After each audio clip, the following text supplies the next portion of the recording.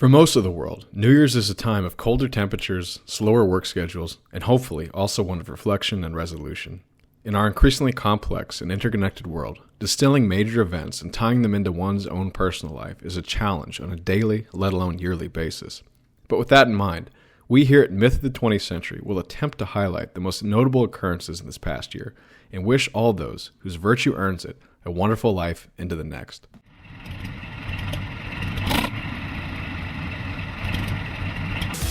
Well, I'm not a crook. I've earned everything I've got. Military-industrial complex.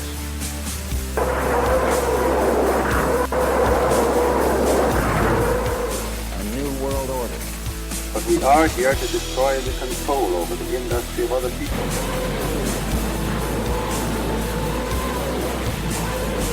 I did not trade arms for hostages. It's been 9 billion.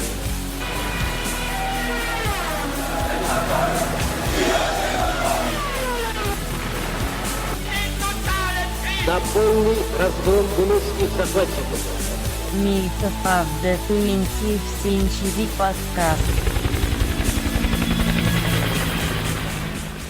Welcome to the Myth of the 20th Century After Dark, closing out the recent current year of 2017. That's right, 2017, and moving to the new current year. So we're going to do some reflections on the previous current year. How was your year, guys? Fantastic. Really? Yeah, really. It's been a good year. Most interesting thing, at least in regards to this show, was me joining it in April. That's right. And yeah. Other than that, it's a fun year. Finally got out of university and into the corporate world, and I totally don't want to commit suicide. So that's good. We're happy to have you, Hans. Yeah. Adam, Alex. I'll go first. I've had a lot of things in my personal life in the past few years that have not gone so well, but I would say this year has been kind of an uptrend, and so I will agree with my co-host that it's been okay. How much of that has to do with Trump is probably not that big directly, but indirectly, I think there's sort of a shift in America, and more people are talking about it, which I think is the biggest change that I've noticed, and that has trickled into people's decisions and their directions and patterns in life. And personally, I've made some changes, and I'm going to be going towards something that I think I'll be happy I did when I look back. So, yeah, I don't want to get too specific, but yeah, it's been kind of an awakening over the past few years, and I think it's been action this year. So onwards and upwards. I would just say that everyone should buy Bitcoin with any extra money they have. Just buy it, but don't go into debt. Don't buy any more Bitcoin borrow. than you can afford to lose. Leverage But that's all that I think about. Basically, it's a Bitcoin speculation. Okay. Yeah. Anybody else, Nick? Year was all right. I mean, I've never really enjoyed living in this world, but recently it's been good. I quit my job and I'm moving to wider pastures, so some things are some improvements. You're gonna live the Cossack lifestyle here. Yeah. I mean, something That's close. forward Hopefully, mindset. Not being a sporting game for Teutonic Knights, but yeah. Yeah, man. All right. Have a good time. Well, it sounds like we're all trying to be positive and looking forward. So with that, Happy New Year. Whenever people are listening to this, I'm sure it'll be 2018. But going back to January 2017, I have a few news items that I think we can kick off with. And then I'd love to hear what you guys think. So in rapid succession, no priorities here. I'm just going to read a couple headlines. So 6-year-old accidentally orders high-end treats with Amazon's Alexa. Miss Helsinki 2017 was a Nigerian for the first time in Finland. We're colloquially calling it the Pussy Hat Revolt. There was a bunch of pink hat wearing women in D.C. protesting Trump's election. Madeleine Albright says, I am ready to register as a Muslim. Clockboy, Ahmed, whatever his last name was, loses his suit for defamation from the previous years. Hungary swears in its first batch of border guards to keep migrants out. And the casting of Sir Lancelot was given to a black guy. So that was January. What do you guys got? The Pussy Hat thing, that was national. Like, I mean, I guess it's already kind of known that I'm in SoCal, but I remember seeing women around that time on public transport coming from one of their, I don't know, riots or gatherings, whatever it is, and they just looked totally ridiculous. They had these ponchos on, and they had their makeup was sort of coming down their face, and then they had their pussy hats on, and they had the signs, and it was one of the most terrifying things I've ever seen. Wait, what was so they weren't vagina hats, they were like kitty cat hats? They look like Yeah, they look like Pikachu's cats. head. I don't even understand how it's a pussy. It's supposed to be the cat thing about the cat ears really threw me because I had interpreted it as some sort of like a sideways distended labia type situation. Yes, exactly. It was, Yeah, so wait, This is what a feminist looks like. wait, it's because of Trump grabbing pussies. Is that the correct? I guess. Yeah. Something like that. Do you So remember there when was Ashley there was a Judd- big debate at the time about whether this was sort of a repurposed Clinton victory dance type thing. I think when they looked at the players involved, it did look like it was only really put together post Trump inauguration. But Do you guys see the video of the naked women in, I think, Brazil, like screaming? That was Like, today, to but be more specific. It was like a whole crowd of naked women like giving this like guttural primal scream. I saw that happens quite a today. bit. But was that in January? When was this? I don't know when it was, but I wonder, like, from the perspective of history, looking back on this current year. I mean, all this stuff's on. You have all this on the video. I mean, what are people gonna think in the future? Dude, there's so much. It's unbelievable. Just in prep for this, like I went through thousands of things that I could have thrown in, and it was just crazy. I mean, the news cycle is so hard and so fast to comprehend in aggregate without actually just doing this thorough kind of sifting. And so, honestly, most of the stuff is going to be forgotten. It's just inevitable. Well, honestly, no one thought the future was going to be this gay. No, it was predicted to be far more futuristic and far less gay. So I think it'll go got that backwards. two ways, two possible ways. Here's a fork. One way is that this will be looked at kind of in the Starship Trooper sense. I think in the background story to Starship Troopers, it's effectively the veterans and a bunch of other people kind of overthrow the whatever it is, the ruling powers, and kill everyone and then start over. Or it goes the other way where this is remembered as the beginning of the glorious People's Revolution trademark. I think it actually gets forgotten though. I agree that there's two ways because the center cannot hold. Yeah. But either this will give way to a new order, and this will all be taken as sort of the Weimar years and an instructive lesson in what not to do and how far things can go bad. Or if it does usher in, the final era of darkness and the world becomes a complete That's pit a bit of Manichaean, isn't it? Not well, really.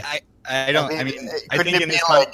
Couldn't there be a whole range of modes in between that are I don't think so personally. that bad? I mean, Yeah, I mean, you're either going to see a slow glide or an acceleration in one direction or another. But as somebody said, I don't think the center is real fast holding right about now in this creative industry.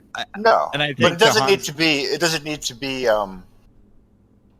The future could be like various shades of gray, I guess.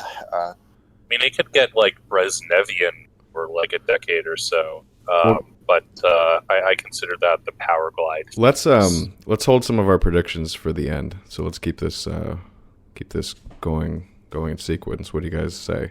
So, any more comments on January? Anybody have anything? No. All right. So I've got some stuff for February now.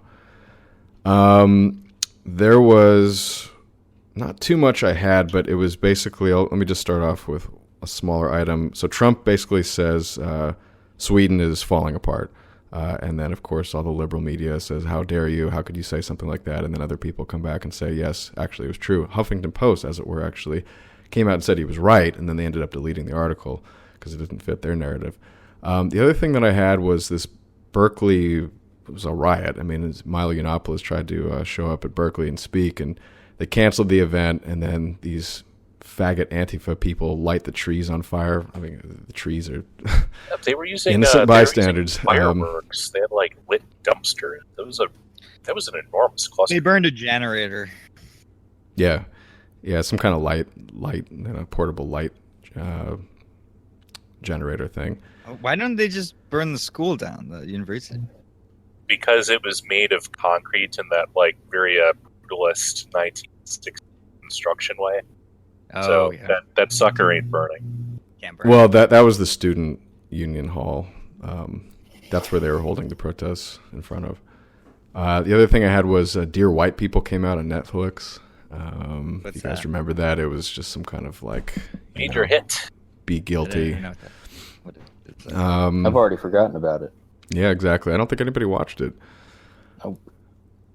So that's what I had. I mean, and it's interesting because this Berkeley incident set off a few subsequent rallies in Berkeley in the coming months. So I'd like to talk about those when we get to it. But what did you guys think about when Milo went there? Were you pro-Milo, anti-Milo? Were you pro-free speech or just neutral?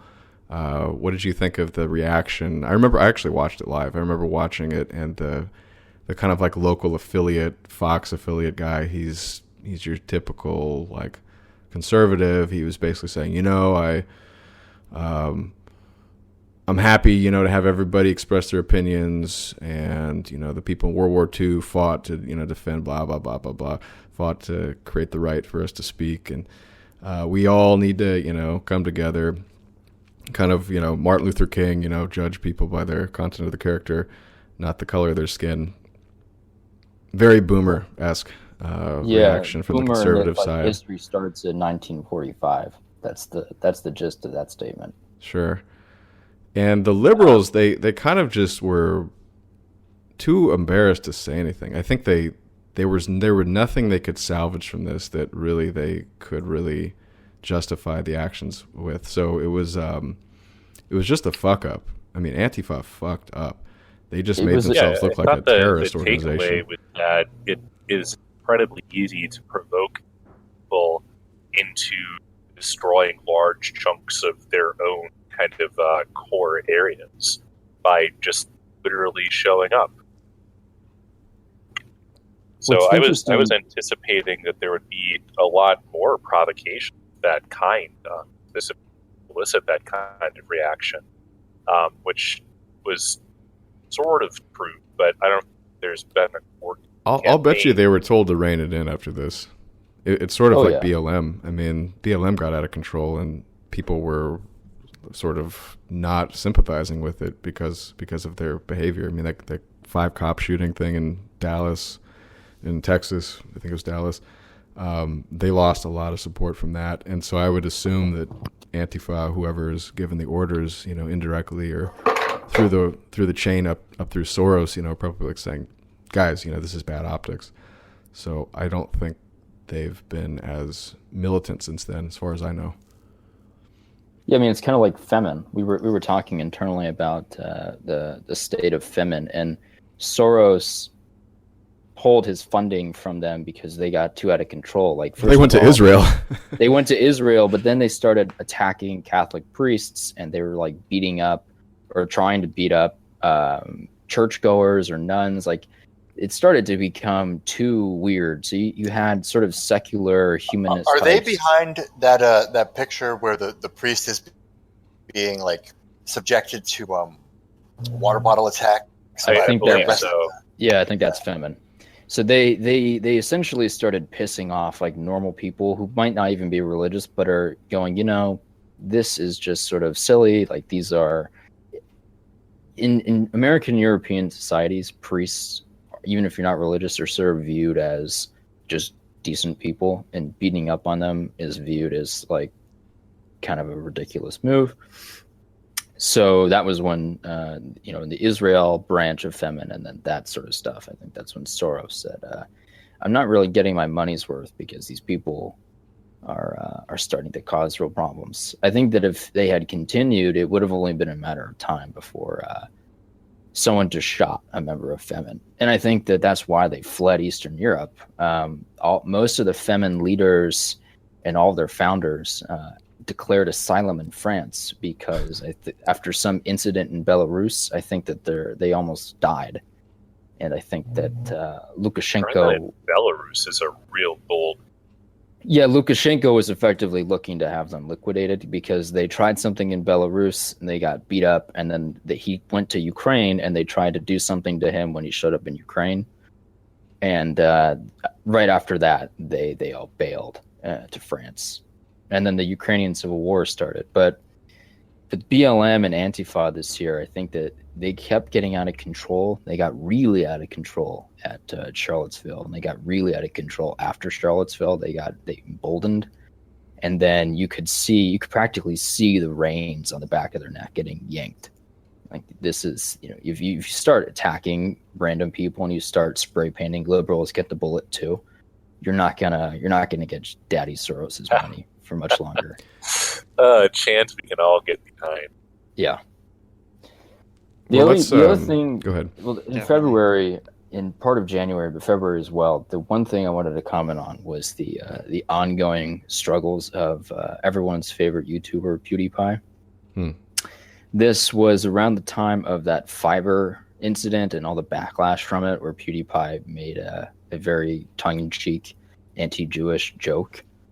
And in turn, he was rewarded with losing his contracts with Disney, losing a certain kind of contract with YouTube. Well, he was demonetized. Is that what happened? He was demonetized. There was a couple of these kind of shady PR firms that were totally not colluding with the Wall Street Journal to investigate and DMCA troll him and concern troll him for months on end. The reality is that PewDiePie, I think his subscriber count only grew after that, and it's continued growing. So they had pretty much no long-term effect except making him look like an anti-establishment figure. Well, it's funny, while we're on the February Milo thing, he was thrown off of Twitter, and he kind of had this sort of 5 minutes of fame, so to speak, to normies, because he was, and also in the Berkeley thing as well, he got a lot of attention because of this. But since then, he's actually not gotten a lot of headlines or attention. And he had that big, comeback tour, with like he's got a snake on his neck or something, and he's in this party house. But he's really haven't been able to recover, I think. And so it's interesting to see how far certain actions from the establishment will do to you. In case of PewDiePie, it seemed to help, but some people you just get unpersoned and you never heard from again. He was too big to unperson. Although I'm sure that they were looking to do that if they could. Well, I would see it as more like they didn't really do anything to him other than take his funding, which probably is not the exclusive source of his funding. But when you take away the platform, then you're really, losing your reach. And that's what happened to Milo. They tried this smear campaign. Like the Wall Street Journal had a series of these investigative pieces and op-eds that they were writing, where they were trying to go through all the videos he's ever made, and they were analyzing the thumbnails he used and the content, and they tried to construe him as as a fascist. And if you want to go see what this did in the wider press, although not that the wider press really matters, if you try and Google around for PewDiePie fascist, around mid-February is you see this explosion of article headlines from major newspapers and outlets, essentially accusing him of fascism and racism or whatever. I think based on 3 or 4 jokes he's made out of the thousands of videos he's ever produced, they concluded that he was a hardcore National Socialist, like killing black people behind the scenes or something. It was really peculiar, and I was doing the research for it last night, and all I was seeing was just dozens of headlines around that time period of the fascism smear. Yeah, it's a continuation of a trend. If you have people, gatekeepers trying to insert their gatekeeper role, and they just keep failing so miserably at it. Like, imagine the modal PewDiePie fan who, like, well, now that I've read this piece in the Wall Street Journal, this is beyond the pale. I'm gonna stop watching videos that pop up in my feed. Yeah, I mean, it was so tone deaf, and I remember being in a class, and some girl in my class actually spoke about it, and it spoke about how offensive PewDiePie was. Some fucking Canadian who was like an exchange student or whatever at my university was ranting about how I guess YouTube Canadians don't have real problems. They just like to complain about ones that are in America. That's how they signal. Yeah. No, her dumb bleach blonde hair, and she's trying to tell me and 30 other people about how YouTube is secretly empowering fascism. Like, just give me a damn break. Well, we'll get to Laura Southern later. No. Let's go to March. Okay. So there were a little bit more events here. It's kind of a spillover from February, though. So let me just do that first. So there was a couple rallies in Berkeley, and one was in kind of one of these like smaller parks. It wasn't on campus. And this old guy got pepper sprayed. So I have all these pictures of this dude like laying on the grass, and they're pouring water on his eyes or whatever. They got milk, I guess, is probably what you should do. And that didn't go over too well with the normies. Seeing Grandpa laying on the ground. He was just like wearing like some kind of red, white, and blue stuff and a MAGA hat. And then they had it may have been the same event or another one. I remember there was just a blur of these things, but. This was when in March. This was when the alt knight or whatever we were calling him. Remember that guy? He was like wearing the kind of shield and base stick man. That's right. Yeah, and people were like making it's like you're in Palestine. Like people are like drawing murals to him like on the wall or the different walls. I know, but well, it turned out he was like he was a rice burner, and he had like he was part Jewish. I don't remember if he was. Yeah. So he was there. Twice convicted felon. That was what? For what? He had been convicted of breaking and entering and robbing a house at some point. Jeez. Yeah, the MPC dug up a ton of stuff on him, and none of it was very flattering. Thank God for needs. Okay, so what else did we have that was more significant? Well, this is kind of it's still there though. So let's talk about it. So that the big bull in Wall Street versus the bear. So the bull market is like a rising market. Apparently, that's some kind of. It's just an animal. Wall Street girl? Yeah. So apparently, some fucking feminist was offended by a bull with male testicles. I mean, I guess big balls, bull balls that Asian tourists polish. Right. And she sticks this. I don't even know if she got a permission for it, but she somehow planted a bronze casting of a woman with her arms on her hips. The real story is far more gay than that. How did she even get permission for that? I mean, and how did she anchor it too? Because the Fearless Girl was commissioned by the global investment firm State Street Global Advisors has an advertisement for an index fund of gender-diverse companies. Gotta be kidding me. Yeah, Nice. of course. That's the most neoliberal thing that could ever exist. It's like apex neoliberalism. No doubt The Economist had that girl statue on the cover at one point this year, right? Feminist who knows? icon pushes index funds with excessive... Well, the counter memes were hilarious. I mean, the first one was like this blonde chick with like a MAGA hat, and she's like puts a MAGA hat on the other girl, and then work at she's my got investment bank. And so these women are working like 80 hours a week. Like, what does that do to them, I wonder? makes their eggs dry up. No, the funnier one though was somebody photoshopped. So she's like standing there, right, looking at the bull, and somebody photoshops an oven and a refrigerator in front of it. So it's like she's in the kitchen. But that was kind of funny. And you can't see the bull anymore.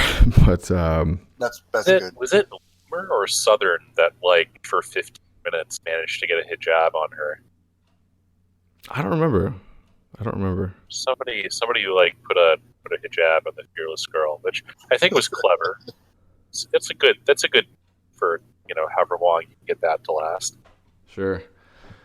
There was a unfortunate image of a family, and I emphasize the word family, in Ohio, passed out. They had OD'd on heroin or opiates or something like that. They're chemically similar. In a car? Yeah, they were in their van, and they had their kids in the back, and so it was the mother and the father in the front seats, and they were just conked out, just totally high. And then the cops found the kid in the back, probably screaming. Real tragic photograph, just showing how these people are strung out and they got a family, and God knows what their financial situation is, but it's a big epidemic. And so it's right around this time also that Trump announced they're initiating a nationwide whatever, who knows, some kind of task force on addressing this. Who knows where that's gone? I'm not really complaining. I don't know realistically how far this is going to go. Probably nowhere, because a lot of this What's stuff is the name coming of the family that you know, this famous family that owns the oxycodone or whatever? Yeah, the Sakers. Begins with an S. Sacklers. Sacklers. I think, Okay. Yeah. Apparently, they've funded an institution in another country. Yeah, I mean, if he's a not Mediterranean country, if he's not going to tackle this stuff from the top, it's all just posturing. Well, I think so. I don't think he honestly comprehends the players involved here. There's sort of limited levers that you have to pull. The only thing you really do is go after the cartels, but they're kind of very distributed U.S. The whole. Oh, you mean the CIA? Well, yeah, exactly. A lot of the fentanyl production isn't needing to be smuggled in anymore. You produce it on site. Yeah. So it's a lot more difficult combat than telling the CIA to slow down the opium run.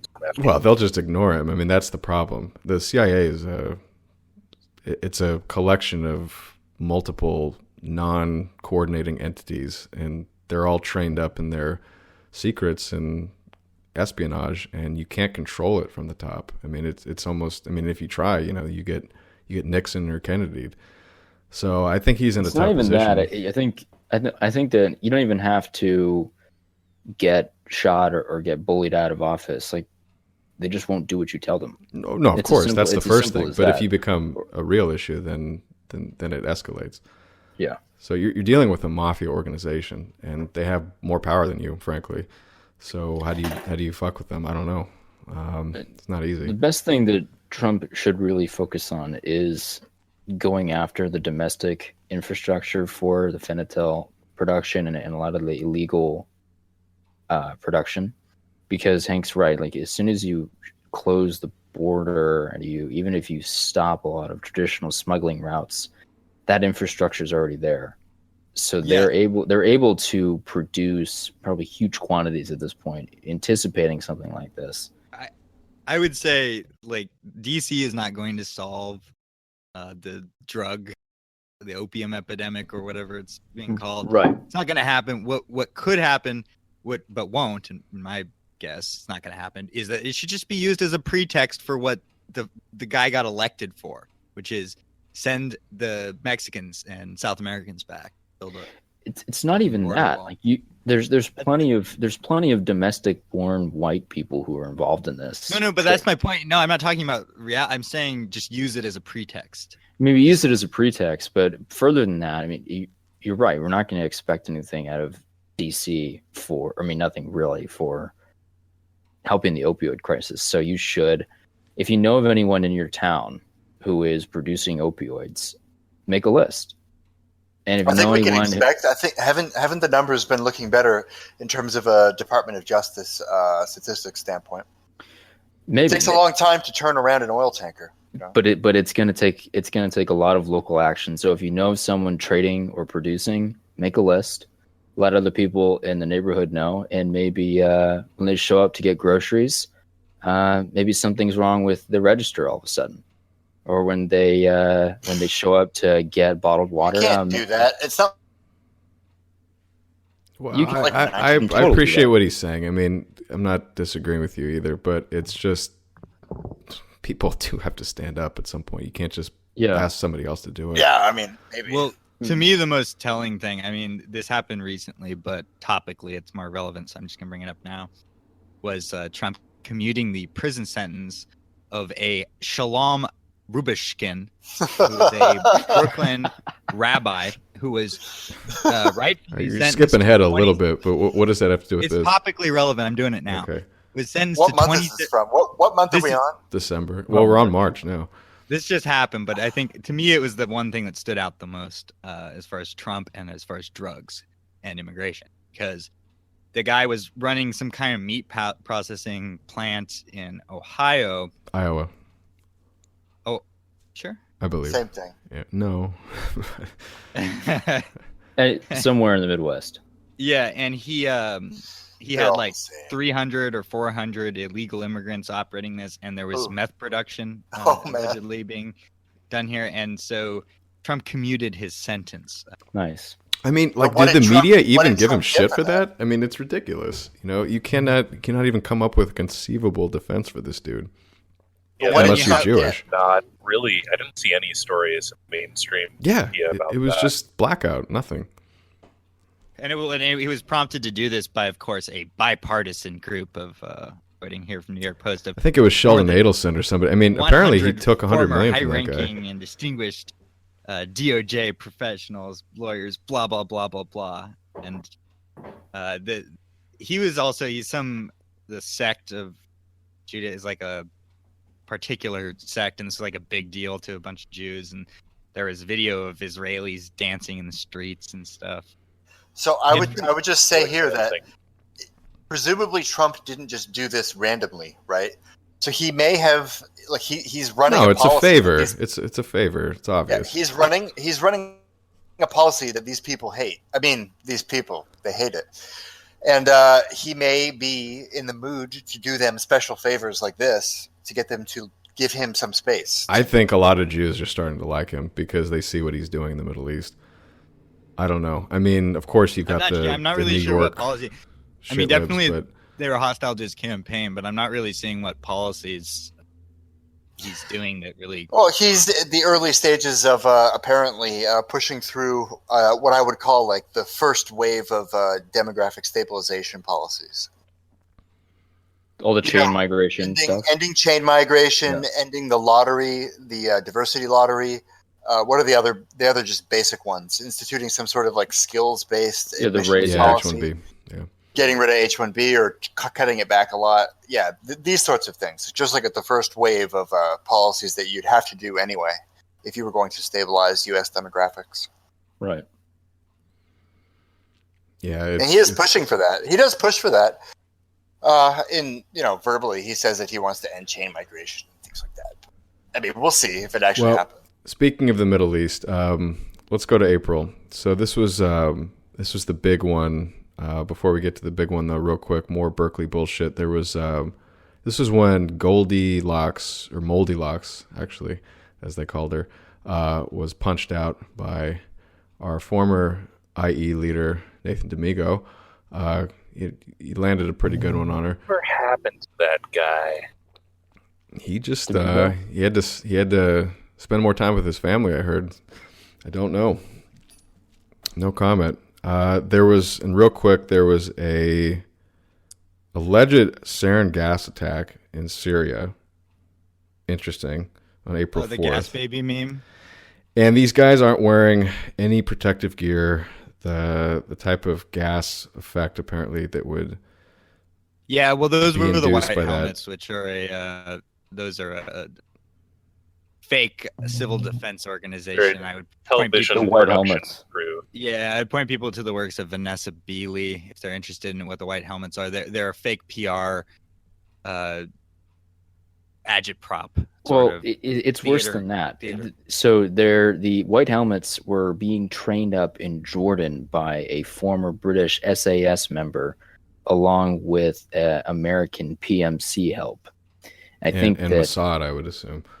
Well, maybe, but I'm thinking, I know for a fact that it was a former British SAS member. I think that Eric Prince himself was involved at one point. Really? There was. I mean, you have a source on that. I mean, I wouldn't be surprised if he was, but there's evidence for it. I can try and find the source for it, but there is a Canadian journalist whose name I'm forgetting, but she spoke extensively about what was going on with the white helmets. Vanessa Beeley. She's. I don't. It might be her. The best source on the white helmets. There's a Canadian one who has spent a huge amount of time in Syria, speaks Arabic. Yeah, no. This is Vanessa Beeley. Okay. So, anyways, she spoke about the white helmets and informed a group of journalists what they really were, and then was telling journalists that she would ask people in the parts of Syria where they were supposedly operating, and people in Syria had never heard of them or had never seen them. They were not operating in Syrian state-controlled territory. Yeah. So the assumption is that these guys were faking some of their video recorded rescue operations, or were showing up after the cleanup had already begun, doing some posing, pretending to help some people, and then quickly scuttling. Yeah, no, it was agitprop designed for the American audience, and they had to support this. They had a George Clooney sponsored Netflix documentary, which I couldn't bring myself to watch. I was tempted to watch it. It's real bad. The agitprop. As soon as there's a Netflix Winter on Fire, as soon as there's a Netflix that's exactly documentary, what I was referencing, the Ukraine. As soon as there's a Netflix documentary and something like this, you know that it's bullshit. It's easily disproved. I mean, and Syria has a real civil defense organization that it's not the white helmet. It's just fake. It's fake. It's been depleted. Dumbass Ameriburgers to nod along as they, are spoon-fed this shit by the Jewish media. Well, but the timing of it makes sense when you look back, because this was the same month that Trump launched his 50 beautiful, amazing 1982 technology Tomahawks at Assad, allegedly. And I think he was tipped off, frankly. I think this was all theater, but to help his donors settle down. I mean, it was Bill Kristol shitting and grinning. I don't know if they confirmed that, but it's hard to establish. I wouldn't sign off on that, because it's hard to establish if there really were any lines of communication. I think Russia knew. And there were lines of communication between Russia and the United States, so that is possibly the information could have gone. And you don't think Russia told Assad? I mean, I think they all knew. Would have. Of course, they would have, but I don't.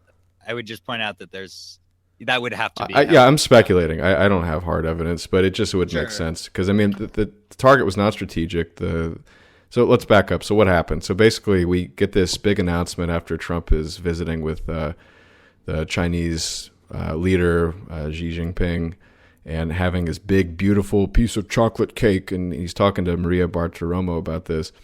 And she's like, what about this Tomahawk strike? And well, it's horrible. I mean, the babies, the sarin gas attack, I guess. The beautiful babies. I mean, how could this guy do this to his own people? And so they blow up an airfield with these missiles.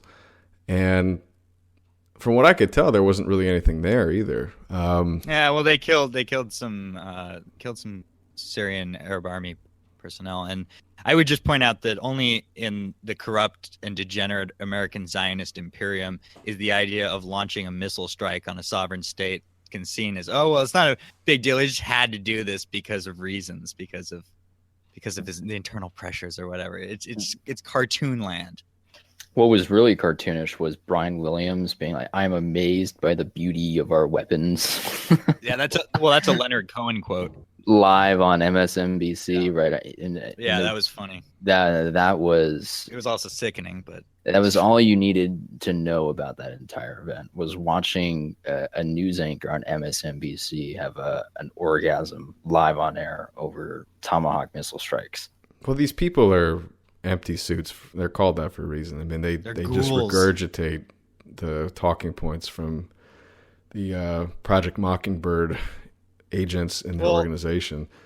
And of course, this set off a kind of a wave of Trump disillusionment from American dissidents who had previously supported him. And it's sort of been contentious ever since. Some people are still committed to believing that Trump is, represents, he has some plan or some, I don't really know what. Trump has been consistent on his policy platforms. He never really said much about the foreign policy stuff that I personally was impressed by. I frankly don't think he's very well informed. I mean, he probably reads the mainstream media pretty closely, but beyond that, he's not very critical of it. Well, he watches TV.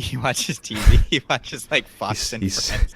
He said it wasn't whatever they quoted him at 4 hours a day. It's probably the generals that he has surrounding him that are the ones who are, keeping him informed. Probably, quote unquote. I mean, when you're that busy, I mean, honestly, being president is as much as he plays golf, you are on a schedule that you're not creating anymore, and it's just, how do you actually critically get outside the loop of the deep state?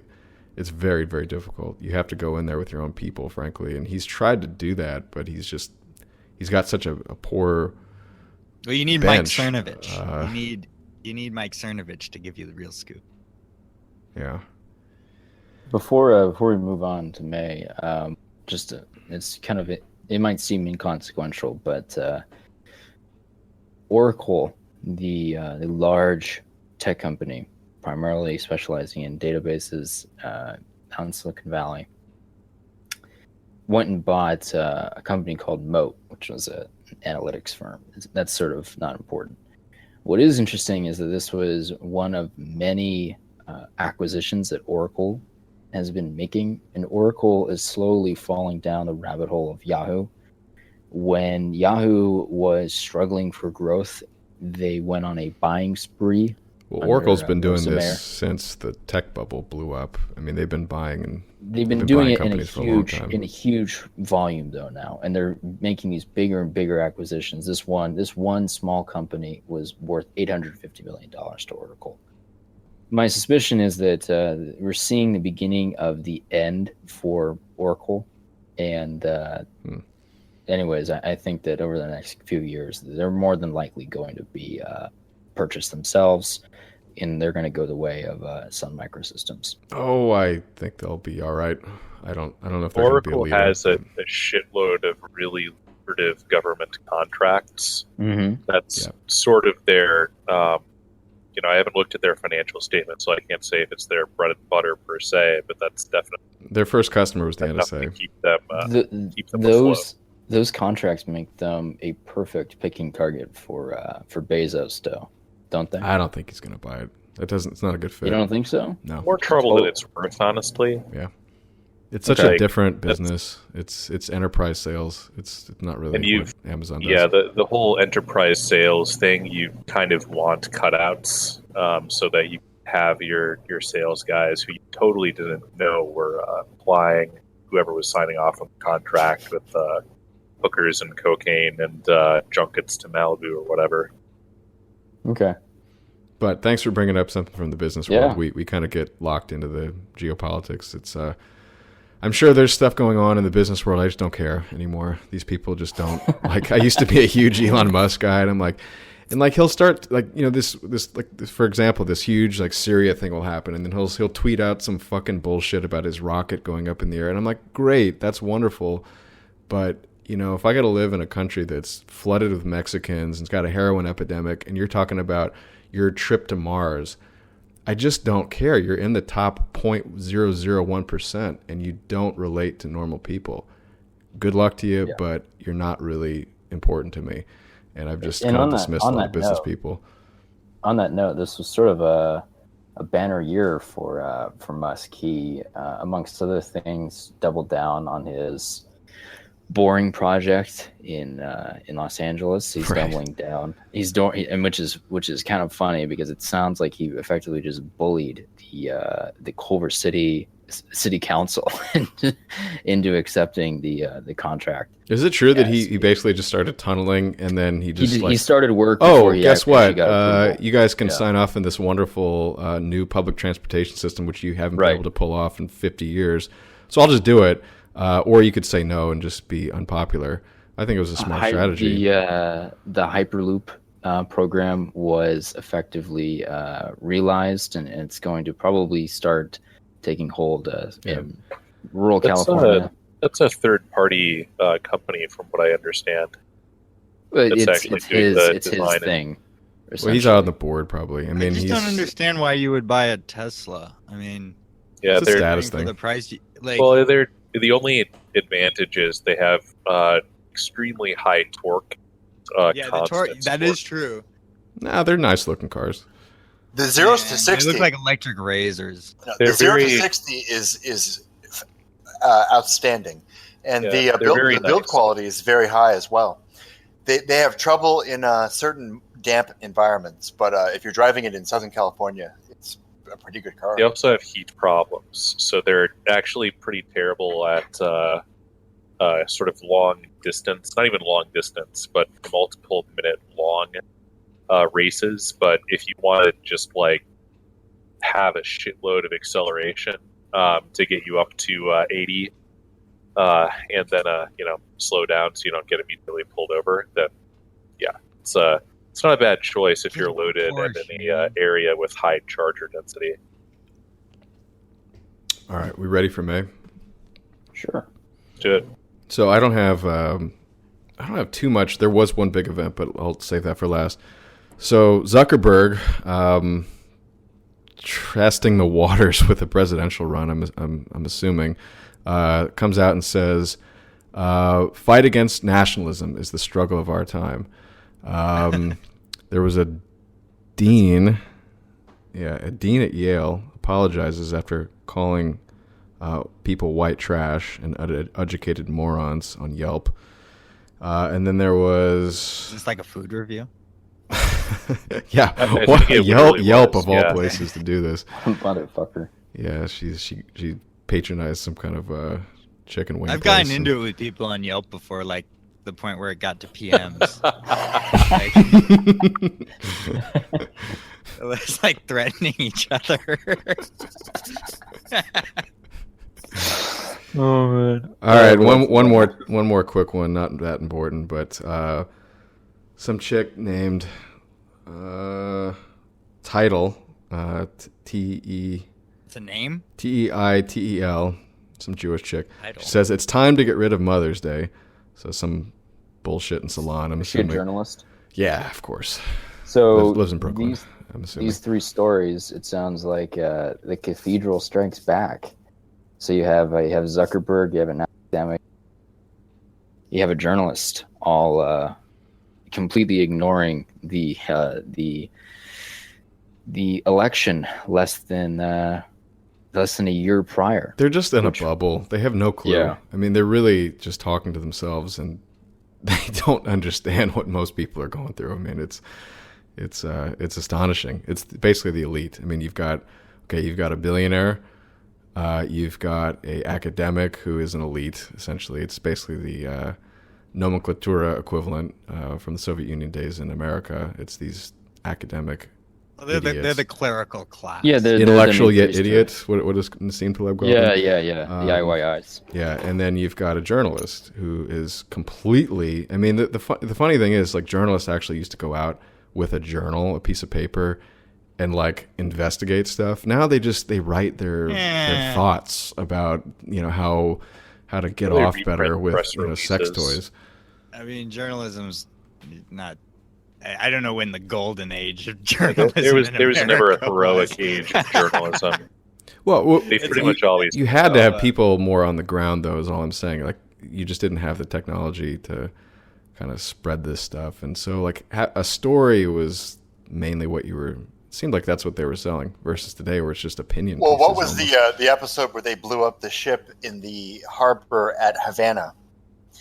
And the media went along with it. That was the William Randolph Hearst. Spanish Civil War, or not Civil War. Goddammit, the Spanish American War. Or how the media juggled the Balfour Declaration in the the early part of the 20th century, so that no one really knew exactly quite what it meant. Sure. Who was the journalist that glossed over Stalin's show trials? What was his name from the New York Times? New York Times. It was that's a famous case.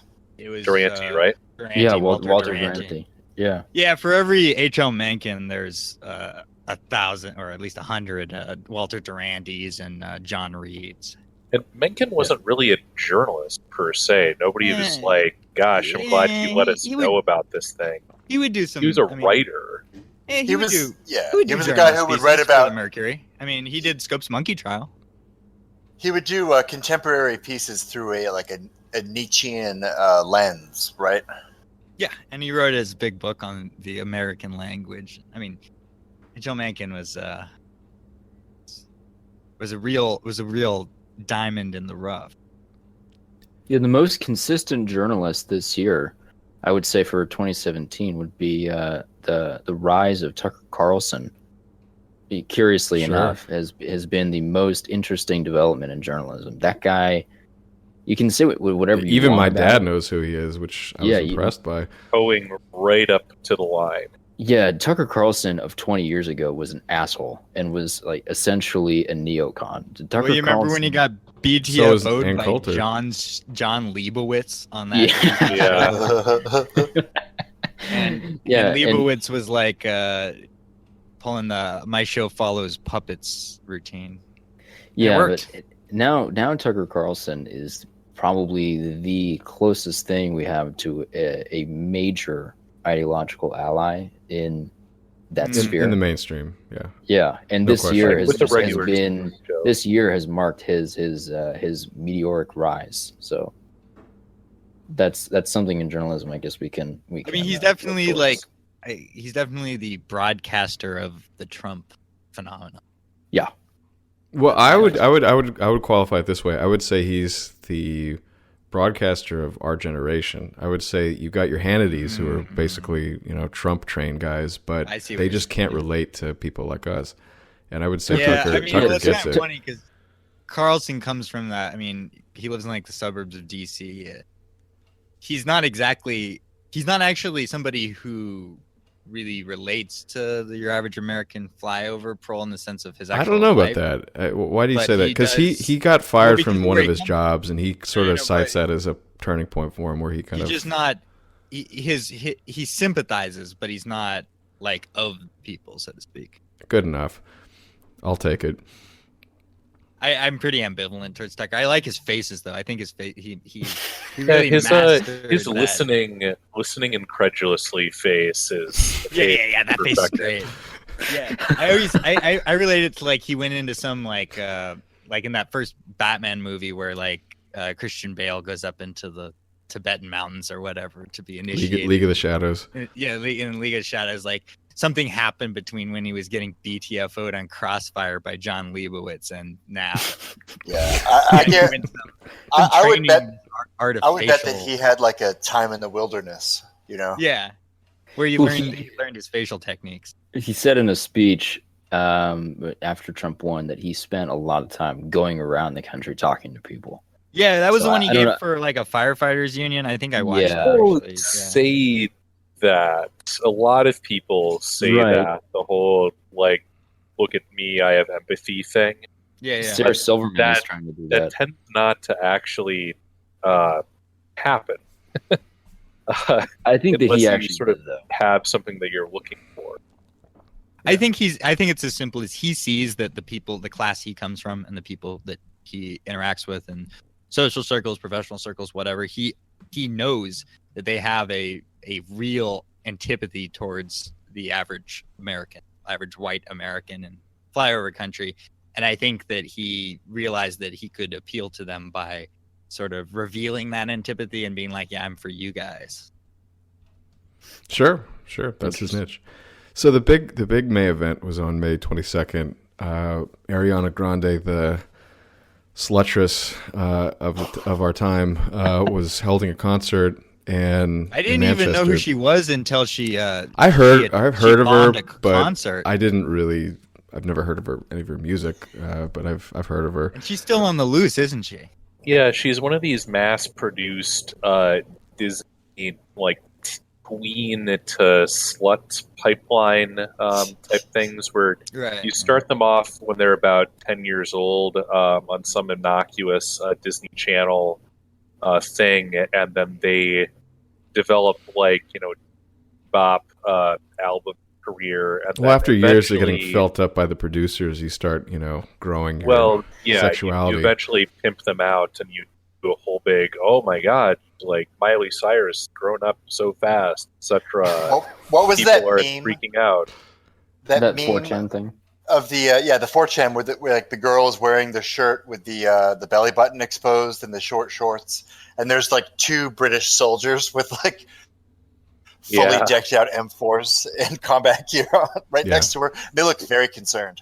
Basically, the gist of the meme, and it's one of the best takes I've seen from 4pol in a while. It was basically, you have armed military professionals protecting the slut washing procedure now from Islamic radicals that were allowed to freely immigrate to the country. It's the American Zionist Empire in one image. It's this ritual. It's this ritual that we must protect. We must expose our young girls to highly sexualized theatrical performances. Yes. Right. So that was the backdrop, but then there's this big kerfuffle in the lobby, and this bomb goes off, allegedly, and something goes off. And then what happens from there is kind of weird. So, Nick, you had kind of an interesting take on this one. I didn't keep, eventually gave up following it, but there was a lot of security theater and not a lot of hard evidence as to what exactly was happening. And the video from, as you said, the bomb went off in the lobby. The bomb did not go off in the concert hall, so there was no video of this happening. And I would not. My personal take is I wouldn't be surprised if this is just security theater, pageant prop. A lot of the statements from the people, the alleged parents and stuff like this. There's a lot of really weird stuff. I kept following it for a while, and it became too much. Well, there was some weird stuff too. You had girls who went missing after the incident. They were confirmed not among the dead, but they went missing for several weeks, and their parents couldn't find them. And then the story sort of gets memory hold. But there was a lot of speculation that they had been kidnapped as part of a second stage event. But the story kind of left the public news cycle, and people stopped investigating. And I'm not really sure what happened after that. I would take this opportunity to remind people that it's this state, the security state in the West, be it in places like UK or even America, they're not threatened by things like this happening, and they benefit from things like this happening because it increases the helplessness of the cattle, and it makes them. And the obvious question is, why are these people in the fucking country at all? I mean, if they're such a threat, why are you letting them in? To serve the dialectic. Of course. Right. So the point of this event was the non-response. And Andrew Anglin, I would say that 2017 was a banner year for Andrew Anglin. Yeah, you talk about best journalists in the alternative sphere. Yeah, I think he gets the crown. He's actually right up there. And I was not, prior to 2017, really an Anglin fan, but his writing has matured substantially. And he's also changed his sort of tone a little bit and he explains it away too. But I'll let you go ahead. Right. The piece that he wrote in the aftermath of the Ariana Grande bombing, that essentially there will be no awakening.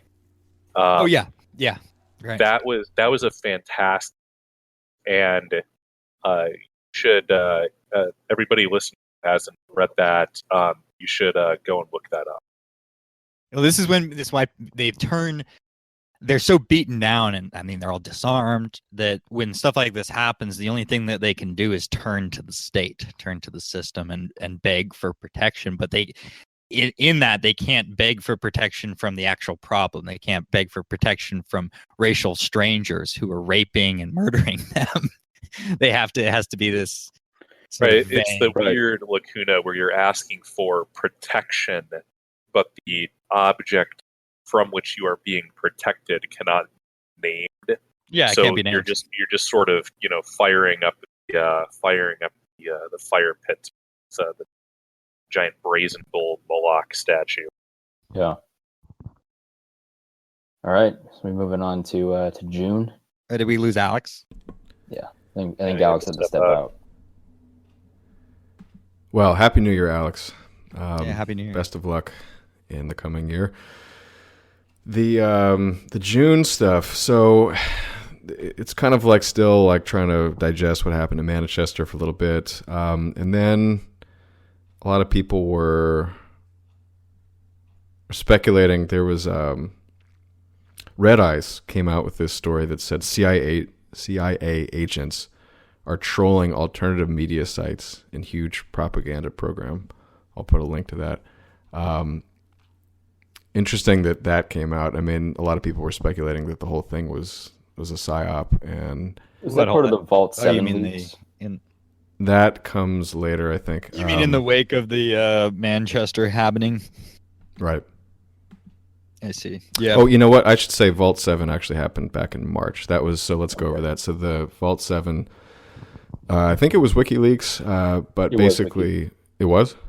Yeah, it was WikiLeaks. Yeah, so they have all these various collections of documents that show that the CIA had embedded spying technology in a lot of consumer electronics, including flat screen TVs from Samsung, I think a lot of Android devices as well, probably made by Samsung.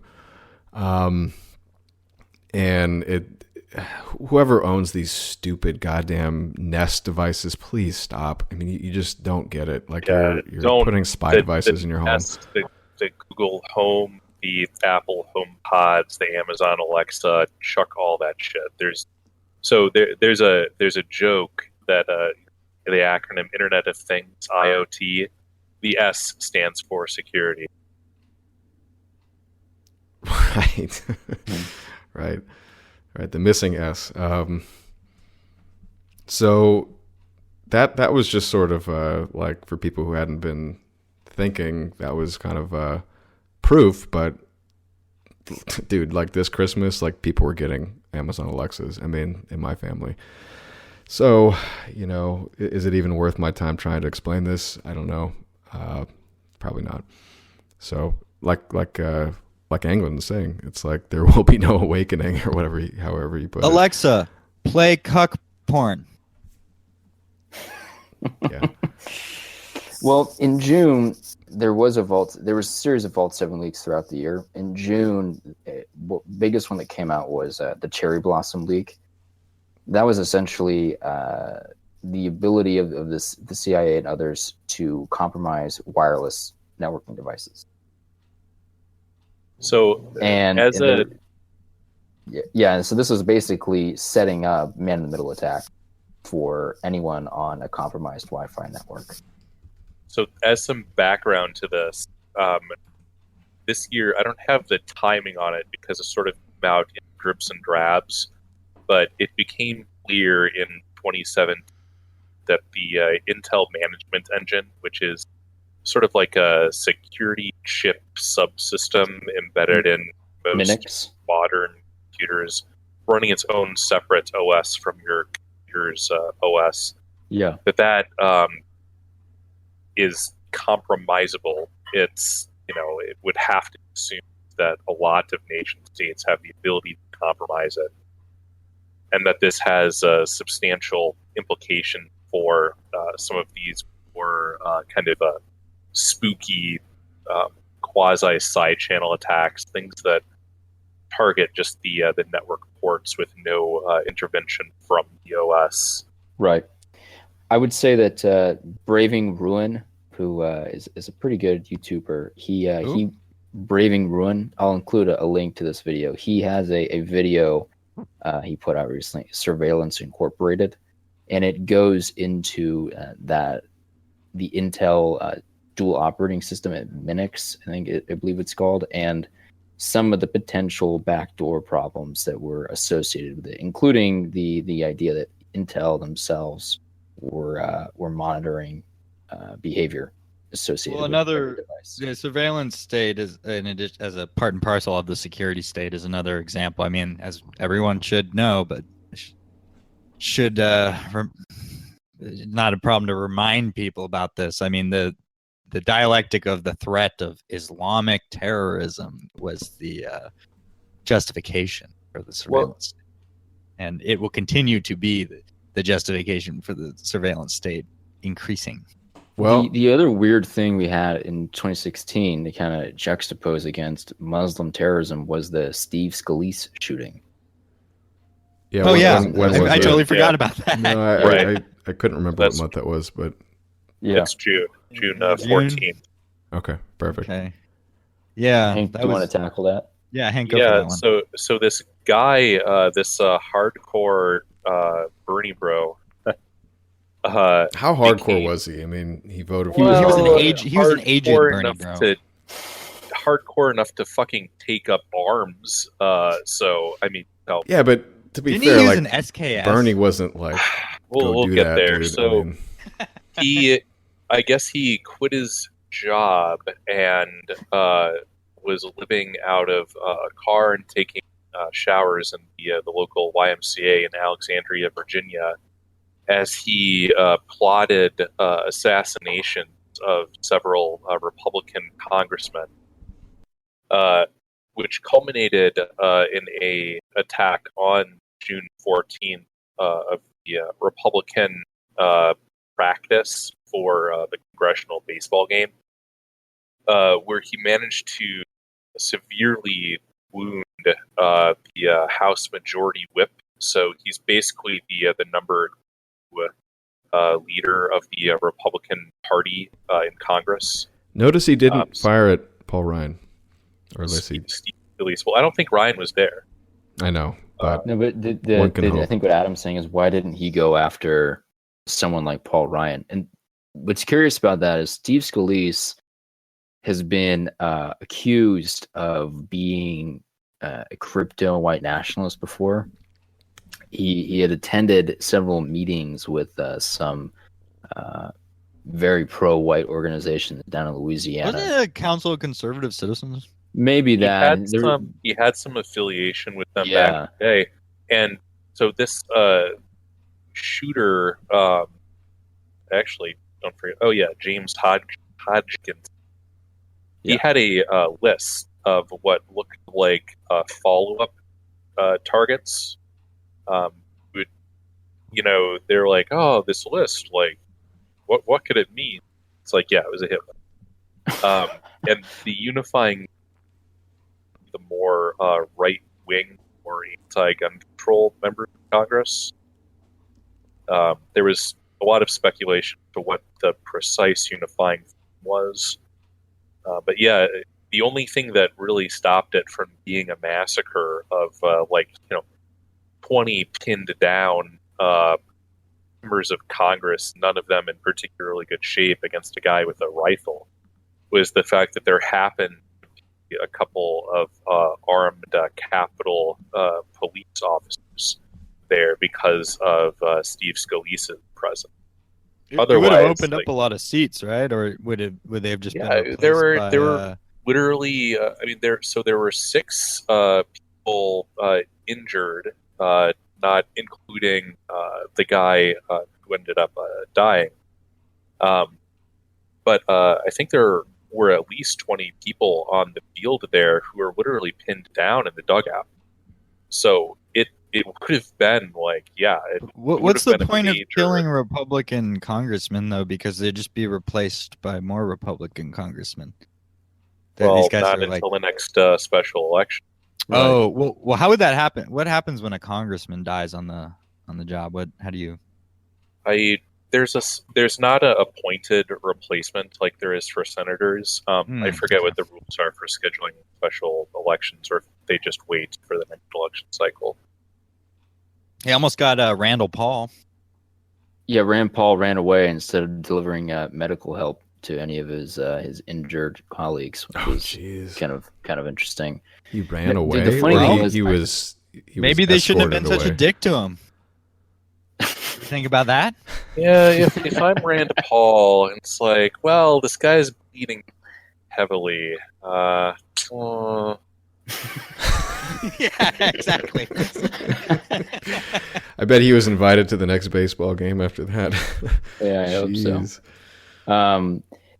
What's curious is I don't think that either Paul Ryan or the evil turtle himself, Mitch McConnell, were on that conspicuous list. So none of the people that actually are a problem. Not fast enough to hit. No, my point is just like this guy was not targeting your cuck-servatives. It was he was going after actual right-wing people. Yeah, that's all I meant. Yeah, but if you're the ideologically Republican motivated, response to this was to withdraw, which it's crazy. It's like every time there's a decent gun rights bill in Congress, there's another mass shooting. But their response to this was to defer passage of the hilariously named Hearing Protection Act, which loosely regulates suppressors, as well as the concealed carry reciprocity bill. So basically, the response to the attempted mass murder of half of Republican Congress was to cuck on gun control. Yeah, the most interesting thing about Republicans in the aftermath of that was instead of balling their fist and saying, we control this government, we have the House, we have the Senate, we have the Supreme Court, we have the presidency, and we have a pretty hardcore president by our standards in the presidency. Instead of balling their fist and going after the Democrats and saying, if you want partisan violence, like, get ready, because it's going to get real ugly.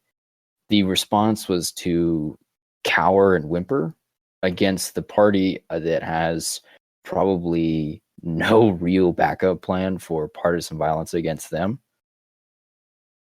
Well, always let a good crisis. I will never understand the Republican desire to appear like the better men when they're on the verge of getting assassinated in mass. The obvious thing to do would have been to say, well, I guess we all need to start carrying guns now, so let's immediately pass concealed carry reciprocity.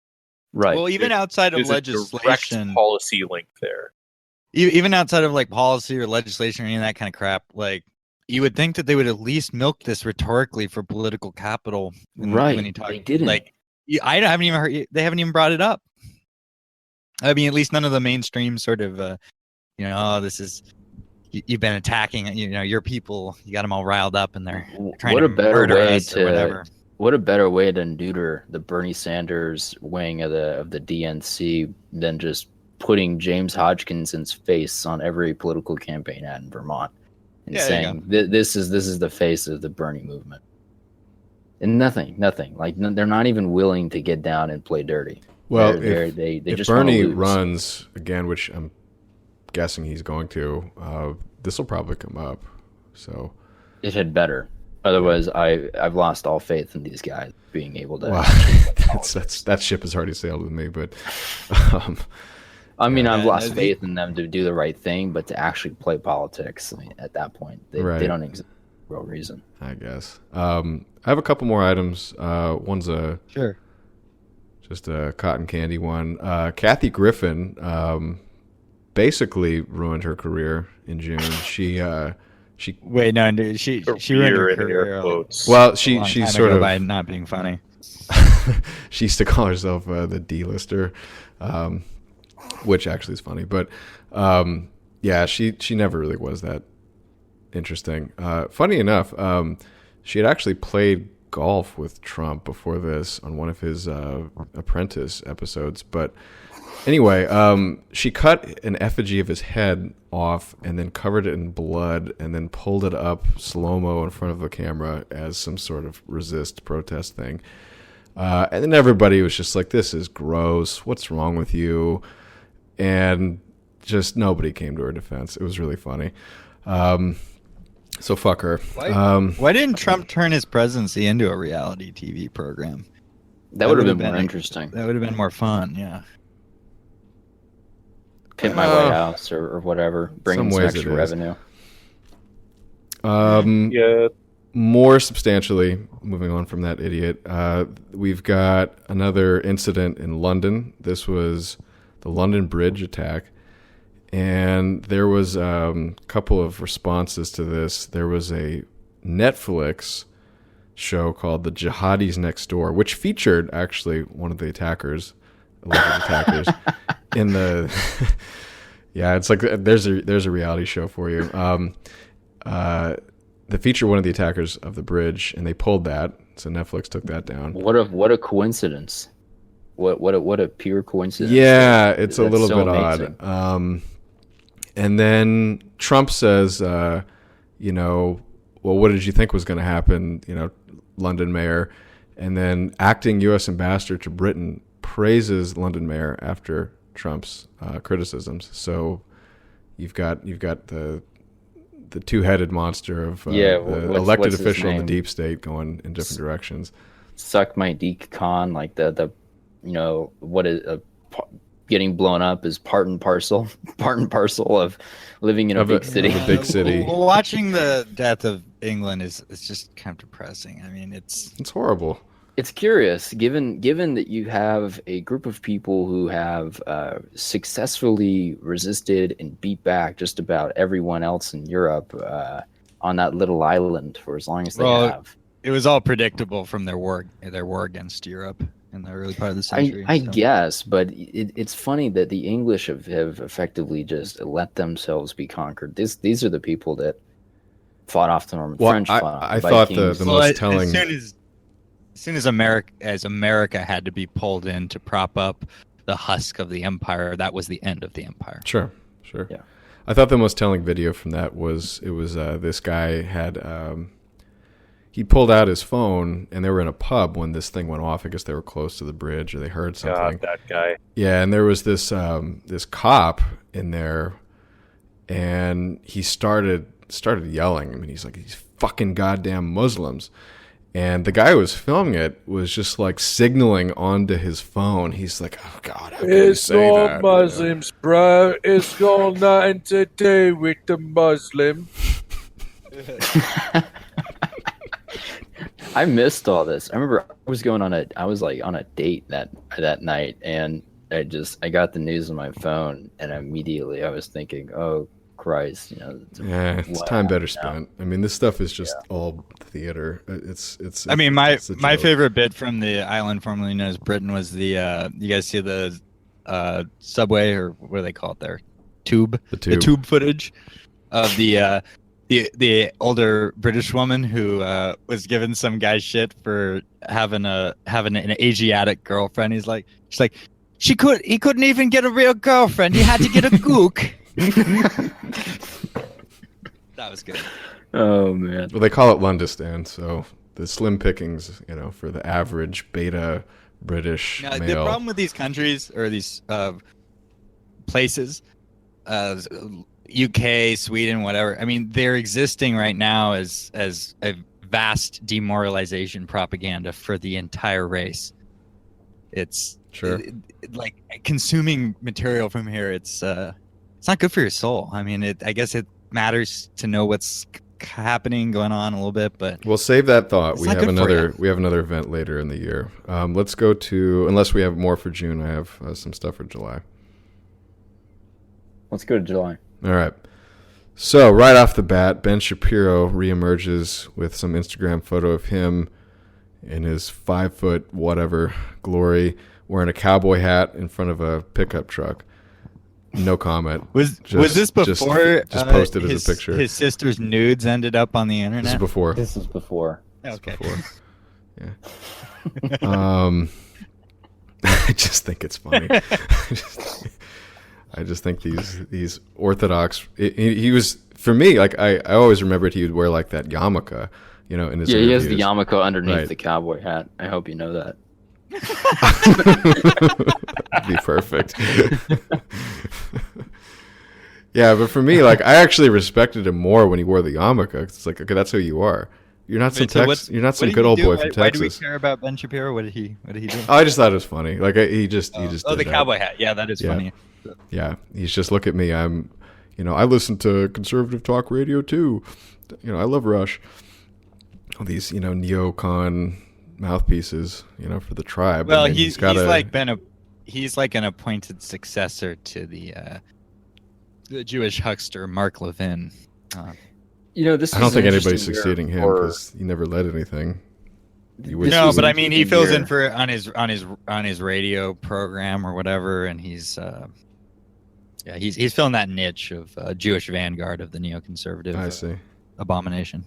This has been an interesting year for the Shapiro branch of over on that subject of the Republican Party or Republican sphere, I guess. You had him pretty much being defied at every level by the victory of Trump. You had his entire crew, the Reagan Battalion people, and all those stupid young Republicans, Elliot Hamilton and Cassie Dillon and Emily Faulkner, pretty much being blown the fuck out by Nick Fuentes and Paul Town and some of these other people. Who, basically, everyone associated with Ben Shapiro had a bad year this year, and him included. I think that he's been embarrassed time and time again. People have dug up all kinds of stuff on him, and people finally dug up the nudes of his dear sister. God. So I think that this was the undoing year of Ben Shapiro. I'm curious to see what he does next year, because I think that the plane that he's on is rapidly heading for the ground. Maybe, but see, the thing is, it's like, in my family, in my normie family, I mean, I got people who are like, hey, did you hear about this guy Ben Shapiro? He's really smart. He went to Harvard. It's like, oh, who's that? Oh, he talks about how everybody's just gotta work hard, and everybody got to be judged by the same merits and everything, and race shouldn't matter, all lives matter, and it's it just doesn't filter through the mainstream. Like, this is very clear to us because we're on alternative channels, but I don't know, man. Like, they put a lot of energy and investment into people like this, and I don't think they're just going to disappear so easily.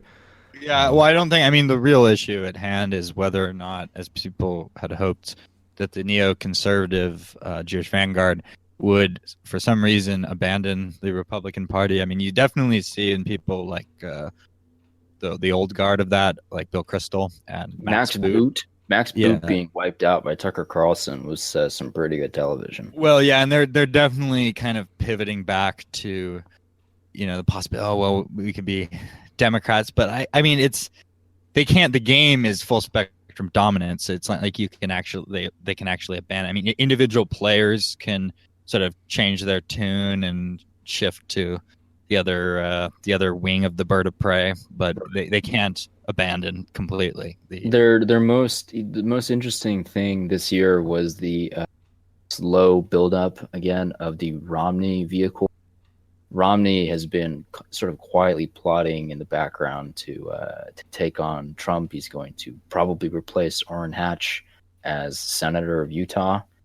And more than likely, the next few years, we're going to see the reemergence of the neocons with Mitt Romney as the figurehead. Speaking of neocons, don't think that these people have exited the Republican Party or exited the scene. They're just going to shift tactics, and they're going to scale down, but they're not going anywhere. Eric Erickson and Bill Kristol are going to continue trying to destroy this country no matter what. Two quick items on the kind of foreign policy stuff, which at this point for America is neocon policy. There was a photo that I think you found it, Nick. I'm assuming this came out in July, though. These whoever they are, but they look like they're in Syria, and they've got this big banner that says "These faggots kill fascists." TQILA. That was YPG. That was YPG, the Kurdish militia. Oh, they're in Iraq. That's agitprop. Well, yes, that was probably taken in Iraq. I don't know. I mean, who knows? Fuck, that could have been taken Tel Aviv. in Hollywood, Gaza Hollywood Strip, or Tel Aviv or something. One of the green screen capitals. behind them. Yeah, no, I mean that's agitprop designed at the more radical of the American left. It's a pretty curious phenomenon. Actually, that's definitely worth talking about. So, yeah, you have the sort of Antifa types supporting the YPG or YPG, yeah. YPG. And the creating the narrative of like this is the international front against fascism on all sides. It's all fascism. The Syrian state's fascist. They call the Islamic State fascist too because they pretend that they're fighting ISIS or whatever. And I guess to a certain extent, the Kurds do want to control their own territory and genocide a certain segment of the Syrian population. They've already done that. There have been several small Arab villages wiped out. Oh yeah, of course. Syria by Kurdish forces. And they wiped out an Armenian village in Syria too. There's been a lot of hype about like Westerners actually going and joining that as like some kind of international fifth column. I'm skeptical that that's actually happened, but I think it's to the point that's the propaganda line, the idea that they should be supporting this because, I mean, you got to control. The right has always been so-called left and so-called right in America. The right has always been pretty pathetic on the anti-war front. And so the left has always had these particular gatekeepers, people like Noam Chomsky in particular, to make sure that they are only anti-war within. They're only anti-war to a point that can still allow for Israeli Zionist geopolitics to not be threatened by the Western left.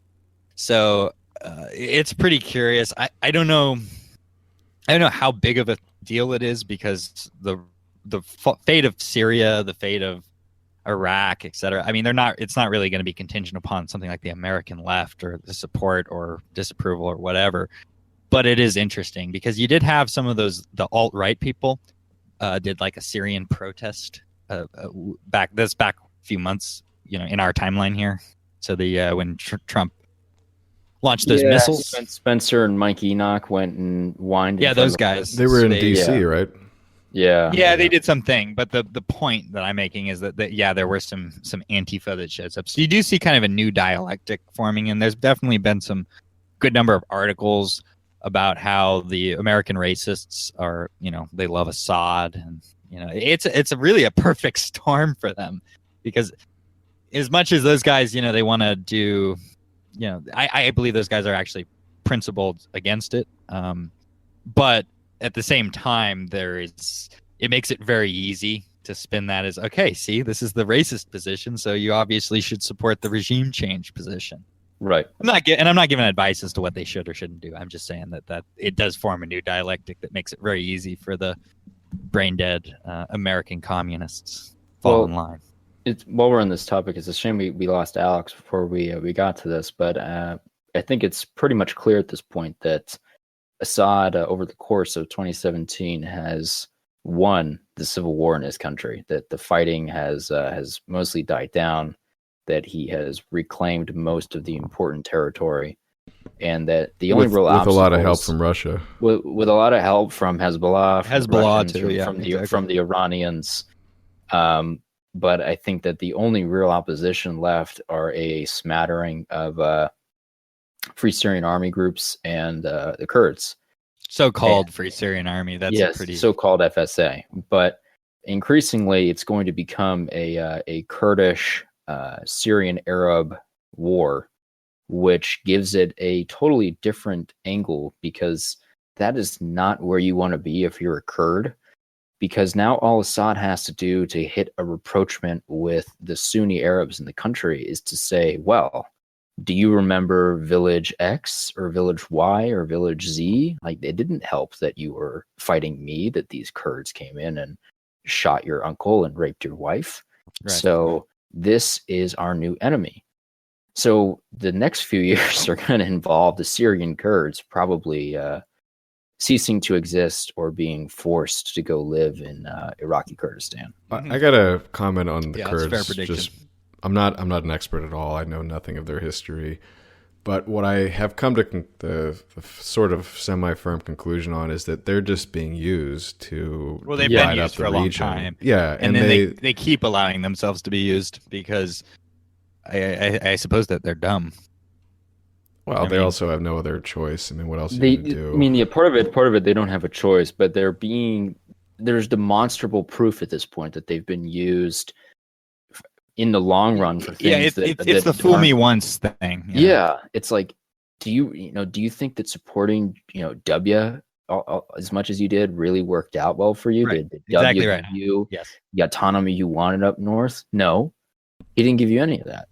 But what would you do otherwise? I wouldn't have let King Negro come in and give me the same promises and gone along with it, which is exactly what they did. Yeah, go to Iran or Russia or something. That is exactly what they did. Yeah. And so Syria's it's been fairly well wrapped up, and I guess that brings us. No. I have one more thing. So the sort of question of like, is Russia more reliable or is Iran more reliable than the United States? I would say, from what I can tell, what do you mean reliable? Absolutely. Well, if you're one of these like piddling states like Syria or Kurdistan attempting to be its own state, are you going to ally with the Zio Empire, or are you going to ally? Well, they don't have it. They can't ally with. That's not on the table for the Kurds.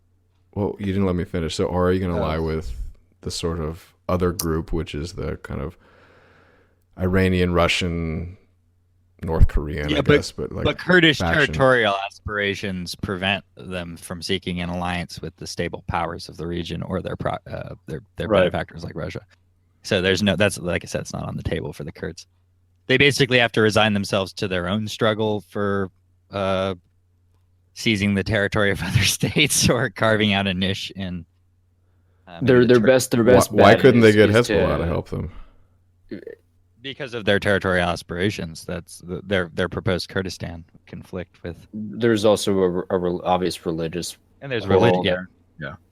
The best bet the Kurds have is to forcibly take northern Iraq, and they're going to have to live with it. If they can strike a deal with the Neo-Ottomans in Istanbul to never try and get Eastern Turkey, right? As long as if the Turks support the northern Iraq, Kurdistan, I think that's their best game plan. They can't do anything else without getting wiped out. Okay, I'll defer to you guys. And then that comes into the very interesting and complicated relations between Turkey and the United States as to how that will play out. It's anybody's guess. Sure. I just don't want you to skip to August yet. So I had one more thing from July. So the reason I brought up the Russia stuff was Poland is interesting to me because they welcomed Trump in a very jubilant visit with people literally like waving more American and Confederate flags than you'd ever see in America, ironically.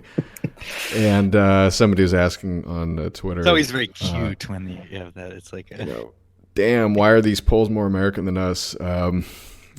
It's because they have a nation. They don't have an empire. So part of that is the Law and Justice Party, which is now the prevailing sort of reactionary or far right party in Poland. The Duda brothers and some of these other characters in there. They probably brought those people. Those are probably like their guys. They're like, we want to give him a welcome, so you go wave a Confederate This wasn't flag. the big Polish. I'm not sure about that. I think there is a genuine Maybe to an extent, and maybe affinity that's for Well, but are we Americans talking? still. Hold on, guys. Are we talking about the big march that they had? Because I don't. no, believe no. that This was, is when Trump this is- showed up. Yeah, this was in July. the big march was more recent. Later in the year. Yeah. Okay. So I think that the Law and Justice Party was essentially telling some of their guys, like, we want to impress upon him how pro-American we are. Sure. Bring whatever flags. I think that's you have. what's interesting to me is that they're doing that to kind of get Russia off of their back, which, from a Polish perspective, I can understand. Yes. But what I was going to ask is, do you think that America is reliable enough? You know, I mean, Of course not. Never trust the Great Satan. Right, The but Great Satan's your enemy. honestly, always. like after what they lived through under the communist occupation, Well- I don't know what other choice Never you have. trust anyone. No, I know Like, this is the foreign exact policy 101. It's an anarchic regime. If you're Poland, I mean, if I was the Polish prime minister, only priority I would have would be ensuring demographic stability and acquiring nuclear weapons. Right. Yeah, there you go. Yeah, Like, because that without, would be without both of those things, like you're screwed. yeah, it's because not they're a sustainable regime. They're caught between the two empires. You have the new Russian Empire and you have the homosexualist Zionist Western Empire. Right. Well, And- not even that. You have the Germans essentially trying to. Well, they make the take Poland up the again. backbone of that. Yeah, so there's Western Europe. Yeah. maybe this would be so there's been this ongoing kind of slow roll constitutional crisis, quote unquote, in Poland, where they have a bunch of communist judges still on their Supreme Court, and the last thing the communists did on their way out was to write their new constitution so that Supreme Court justices appoint their own replacements to keep it nice and incestuous and make sure that nobody has ever tried for the crimes of communism. And they had just passed a constitutional amendment to the legal process for that, where it now functions essentially the same as every other regime, where you have their prime minister, I believe, appointing judges that are confirmed by Parliament. It's very similar to how Britain or the U.S. or France or everywhere else does it. And the EU seems to have a real problem with this for obvious reasons, because you can't have communists just being opposed. That's a bad example for everyone else. Well, think about the Holocaust. That's a good point. Well, the other standing problem with the Poles, and this also brings in the Hungarians, the Czechs, and Slovaks, and to an extent, I think the Austrians now, or not the Austrians, the Lithuanians, and some of the other Balts, is this notion of migrant quotas, and the ECJ I think 2 days ago is effectively started deliberating whether or not to sanction members of the EU for the ECJ accepting migrants. Do jack shit. So the European Court of Justice exists only to ensure that your country is in compliance with maximum pause. But they're not really the part of bureaucracy that can actually cause anything to happen to you if you disregard their dictates. But the empire as a whole can. I mean, there's plenty of financial. Well, sure, but then you start to get into just even on the technical level, it would be very difficult to impose full intra-EU sanctions on any member state. Well, they had oh, sorry, Hank. Please continue. Well, I mean that's just the kind of technical aspect, and then actually making it stick. I think that it would be the European Commission which would actually impose some of those sanctions, but the ECJ is determining whether or not the European Commission has the legal authority to internally sanction another member. These Europeans are so cute. they're like deciding whether there's legal justification to impose sanctions. It's like, yeah, you know, entertaining. this is a game of power dynamics, sovereigns. But that's the thing. Everybody's going to do what they're going to. From the big picture perspective, like the little machinations of this, I don't think are as significant as the fact that these are countries that are not going to be able to establish any true sovereignty as long as they remain in the ambit of the NATO empire, which they will continue to do because they refuse, because of their cultural and even racial attitudes towards Russia, religious as well. Like it's also their experience. From and this is the Soviet Empire. Why I would caution people who look to Eastern Europe as some sort of beacon of hope, because the cultures there are much healthier, the people are healthy, their religion is healthy, etc.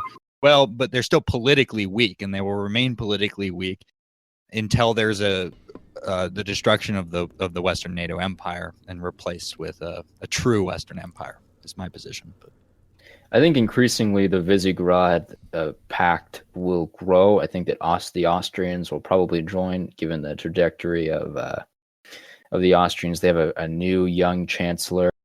But this is economic. This isn't a true political union that would be independent of the Western Empire. Well, it can certainly grow into a political union. It could. That is a possibility. I would agree. Yeah, a revival of Austria-Hungary.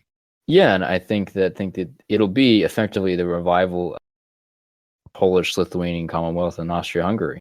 It certainly sort of packed together. It certainly would be very interesting to see what happens if said NATO empire is forced to take a war posture to Eastern Europe. I think that would be the undoing of NATO. Would be my. That would be the undoing of NATO, because NATO. First of all, who's going to go fight Eastern Europeans? Like, who is willingly going to go do that? The French. I don't really see the Spaniards. I don't see the Spanish king trying to mobilize whatever army he has left to go trek all the way to Eastern Europe to get in a shooting war. Like, it's the reality is that when someone actually calls up that treaty, like that Article 5, and it's you have to go kill Hungarians and Polish, I don't know how many people are actually going to abide by that, and what's going to stop you from not abiding by it.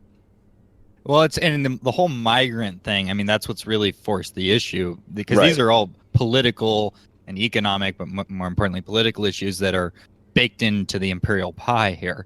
And the migrant, I mean, it's forced everything across the entire white world. It's forced these questions, and the people are not having it, and so the extent to which there is a schism beneath all of this is going to be forced, and we'll see where it goes. But I don't know. I'm not exactly optimistic. I think you outlined, Hans. They're probably the only like good case, but that's just a good case scenario for them. Who knows what it means? It can actually go. It could go bad very quickly for NATO, because I think that if they were in a situation in the next couple of years, maybe the next 10 years, where that becomes the reality, if they try and invoke Article 5, they could very well see at some point before this happens or as it happens, the disillusionment between the Greeks and the Turks with the rest of NATO. Because I don't know if with the trajectory that both Greece and Turkey are on, if those countries are going to go along with an assault on Eastern Europe. Because all the Visegrad leaders have to do is appeal to the Russians for some kind of rapprochement and protection, and it seems more and more like the Russians have pacified the Turks and the Greeks. So I don't really know if whatever is left of Western European military forces is going to be able to take on the Turkish, Russian, and Eastern European branch. I just don't see that really in the cards outside of nuclear weapons, which is a no-go. Seem to think that there's actually going to be this huge war. I don't anticipate that. I think there's just I'm saying that this is sort of the game theory they're probably plotting out themselves. Oh, there will be a third world war. I'm very confident of that. There might not be. I think that more than likely something will happen, but I think that more than likely this is the game theory NATO planners are going through right now, because it's starting to seem like the Poles and the Hungarians are call it quits. I mean, and if they do, this is the most likely outcome: is that if you go down this road, you essentially run into the Russians who are going to say, we're not really interested in seeing the destruction of Poland. Yeah, but I mean, they have to be these Eastern European countries could easily be they could be color revolution very easily if they started if their ruling class started to take a more sane attitude towards Russia, because the people themselves are very hostile. The course of this year has also seen a slow attempt at a color revolution in Hungary over the summer, and then increasingly into the late half of the year. You had a sort of an inner Hungarian feud between Viktor Orban and George Soros over the fate of the Central European University. Yeah, that's where Soros is from. Yeah, and it's starting to seem like for those who don't know the backstory, Soros actually created Viktor Orban. Viktor Orban was a nobody in post-communist Hungary. He was just sort of a right-wing activist, and Orban got his group started and helped get Fidesz, which is the party that he's from, started. But now it seems like Orban, in order to stave off the rise of Jobbik, which is the real hardcore right wing in Hungary, has disavowed his former paymaster and is now trying to shut down his university. All of a sudden, as soon as you see this attempt at a shutdown of like certain funding for certain classes, like gender theory classes, you had tens of thousands of people marching in Budapest and some other Hungarian Didn't they have cities. like a poster campaign with Yeah. Soros on that it? happened. That was very Soros is some kind of anti-Semitic, as I vampire. understand it. Yeah. We disavow anti-Semitic. I mean, and the most curious thing of that whole drama was that the Israeli government gave their public approval of the smearing of Soros, because increasingly the Israelis are trying to disassociate themselves from what's more internationalist Jewish types, I think, because they don't really want to see the same fate happen all over again because of anger with some of these internationalist ones. I don't know what the game is there, but I like these countries, like they have to be careful here, because Poland recently got a Jewish banker as installed as, I guess, prime minister, president. What's the title? You guys remember this? I think it was, finance minister is the word you're looking for? No. It was I think there was a prime minister. It was the executive head. I just don't know is it prime minister or president? Yeah, I remember that story. I mean, they're teetering on the edge of being color revolutions themselves. And they I think that luckily there's enough of a real Polish working class that is not interested in anything like that can maybe counter coup the whole thing. But it's certainly not going to go down well the way that it went in let's say Georgia about 10 years ago now. Indeed. All right, so let's go to August. We've got a lot to cover here. So I'm going to try to get through the less substantive ones, and then we can focus on the bigger ones. So just a minor thing. Bannon was out. This was when Goy Bye, Huffington Post headline came out, which amused many people in the alternative sphere. The other event was the big flood in Houston caused by the hurricane. Yeah. And there was, let me see if there's anything small. Facebook deleted 10,000 accounts before a German election. It's kind of creepy. And then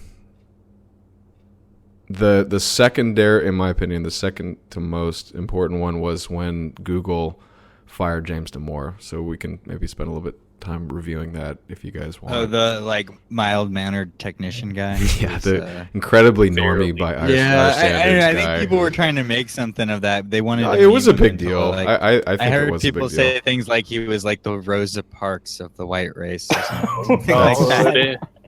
I heard someone say that, man. Not Like, a bad analogy. I mean, you know, it's a terrible fucking analogy. well, I don't think he was like an agent. No, of anybody, Rosa but Parks it had was the just- institutional support of the entire Northeast Bolshevik establishment behind her as an agitprop for I know, but the crushing of the South. I mean, we're this we're guy, grasping at straws here. We don't well, have it's a people lot. pretending. It's people trying to mimic the civil rights movement, ignoring the fact that the civil rights movement was not an organic phenomenon, and you cannot meme it into existence. It was. You're correct, but it's still from the sort of like no one's gonna know eyes who that blinded guy is by in 2 you years, know, dude.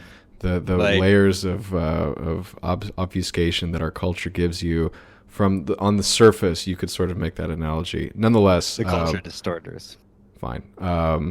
So the most curious thing about Damore is that he wrote an extensive paper, effectively, and it was well sourced. Nearly everything was cited. It had graphics. I mean, it was a very well done piece. I recommend everyone go read it. It's sort of hard to dispute in a lot of ways. And there was certainly a lot of support for him. After the drama. Quillette magazine was one that wrote several pieces substantiating his research.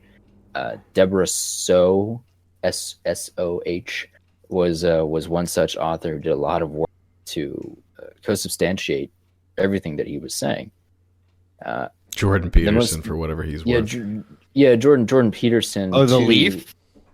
Yeah, the Leaf King sort of came down and jumped. I don't think his aid. I don't think he's king of leafdom though. I think he's No, king Leaf King is of that neatdom. the sodomite guy. Oh yeah, Castro. Yeah, the Fidel bastard son. Castro's a bastard.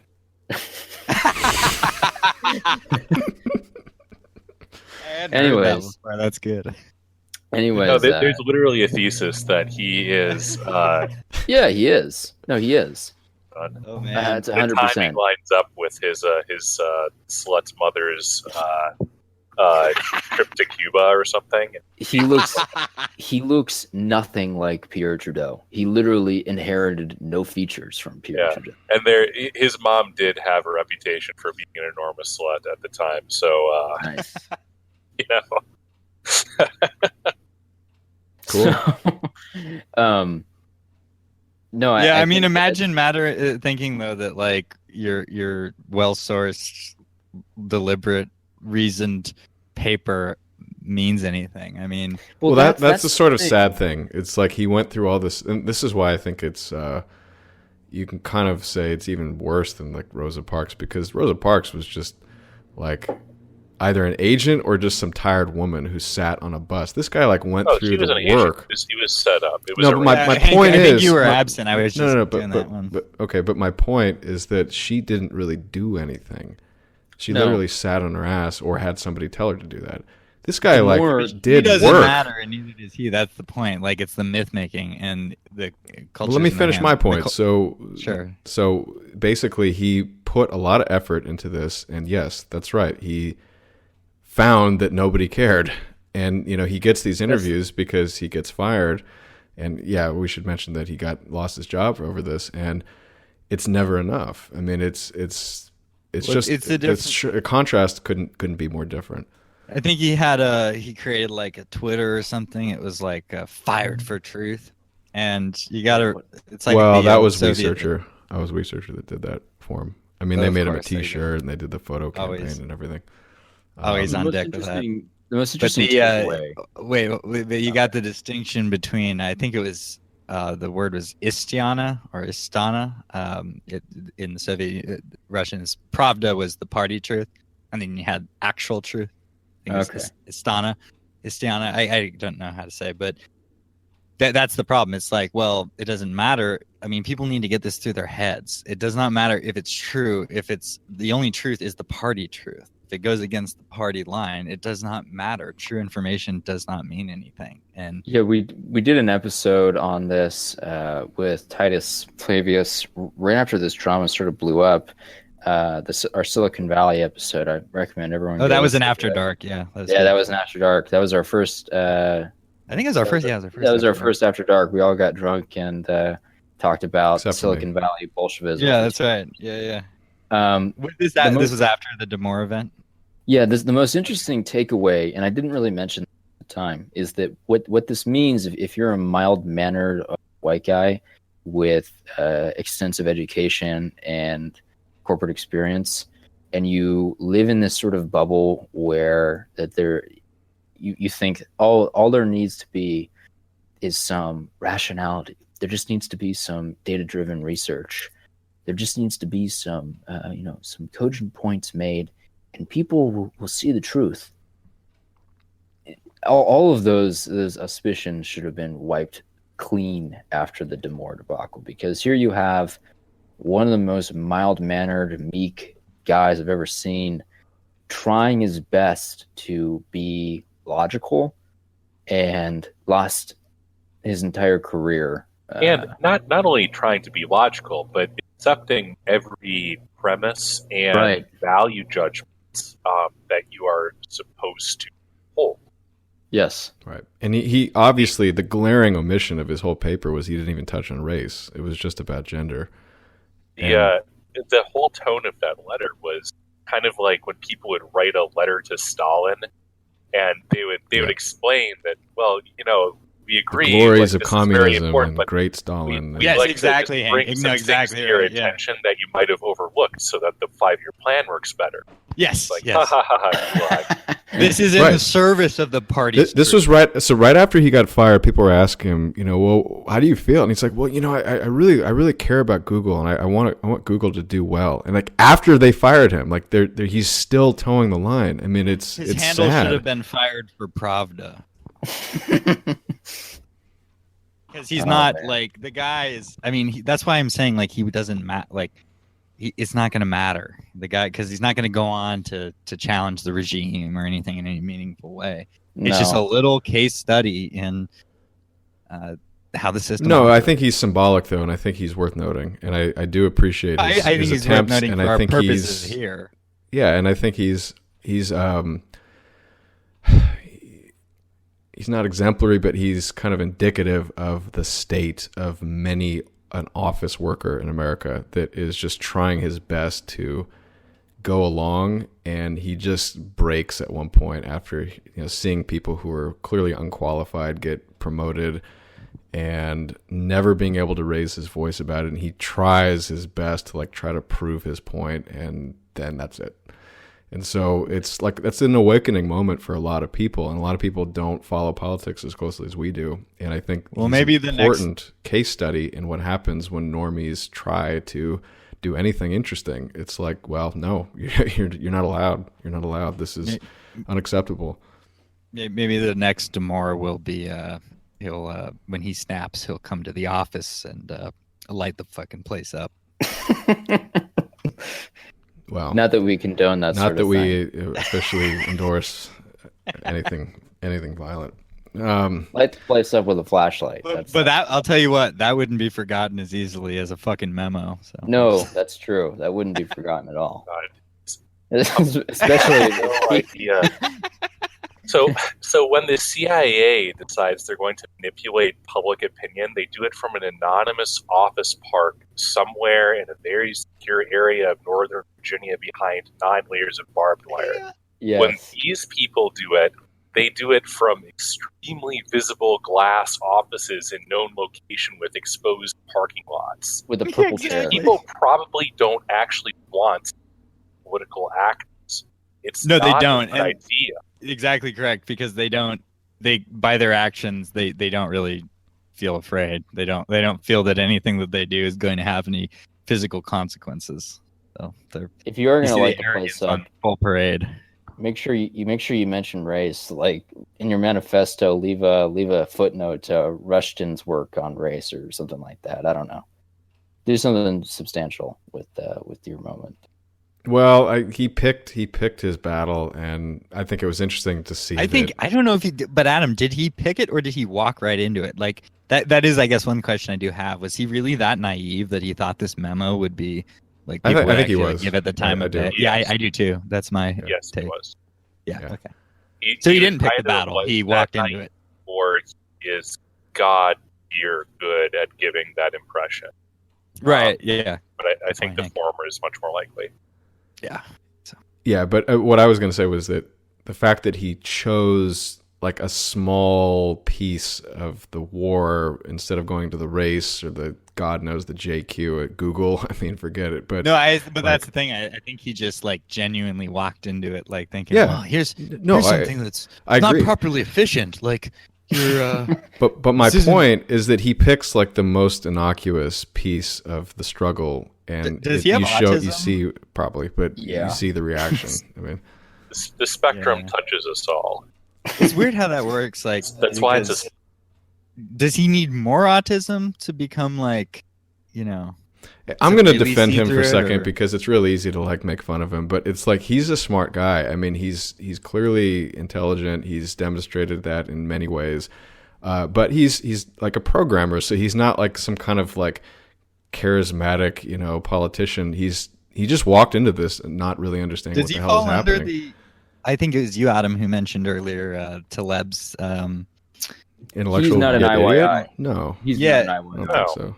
no. No, he's Okay, he's- so Taleb means something he's seeing different by things that. that He's intellectual yet naive. He Right. was Okay. he's That's a right. genuine intellectual who didn't have a Machiavellian bone. in his Because body. Taleb doesn't really. yeah, he's a Because very when nice Taleb guy. says that, he's not like referring to like raw IQ. Like No, you- Taleb- I think Taleb he's is talking about referring- the vapid people who regurgitate shit that they've been taught and they don't question it, and they may have a high IQ, but they just don't question things if they're taught through an authority figure. And I think that's what he's referring to. They're not they're naive in a way that like is kind of disgusting because they go along with things that are kind of obviously corrupt. But I think they're a little bit wiser to the things, and they're just kind of. I would say they're more. I mean, like because there's intellectually no question dishonest people. the guy's very. I mean, the guy has a very high IQ. No, he does. He does. I mean, he got hired because he beat out everybody at this like coding camp, and he wasn't even like he's a like- computer scientist. He was just like some biologist who like showed up one day. He's like, Oh, yeah, wow. I'll just code. That'll be fun. And then they hired him based on that. Well, does his personal story have a happy ending worth noting? I mean, did he get hired? I don't know what or happened to him. I mean, he got some offers from WikiLeaks, and I think it was Gab. I too. remember Julian But- Assange. Yeah, I remember that public display that Assange did. Assange has had an interesting year as well. Yeah, Well, before we let's get save that sidetracked, for later. The biggest event of August is obviously Seville. Charlottesville. Oh, that place. Yeah. So much. I mean, there's been so much spoken about it already. This is why we don't do current events. We do history. Yeah, the reality of Charlottesville was that I hope that no one ever listens to Richard Spencer ever again. This is a guy that is Tactician. This is a guy that is going to get you killed, and he is going to walk away scot-free. So do not do what he tells you. That's all I have to say in the aftermath of Charlottesville.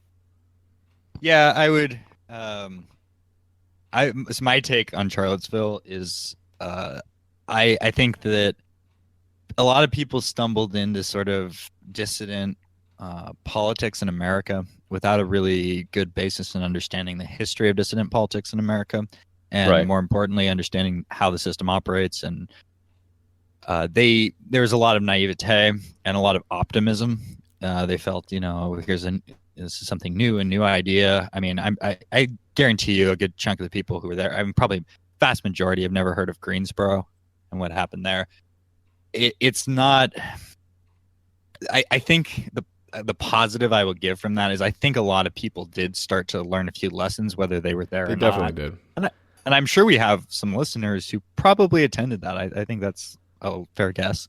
Yeah. And I would say people have learned their lesson, is from what I'm seeing. People have learned their lesson about how the system uses this and how, and they were set up, and people now know that. They know that.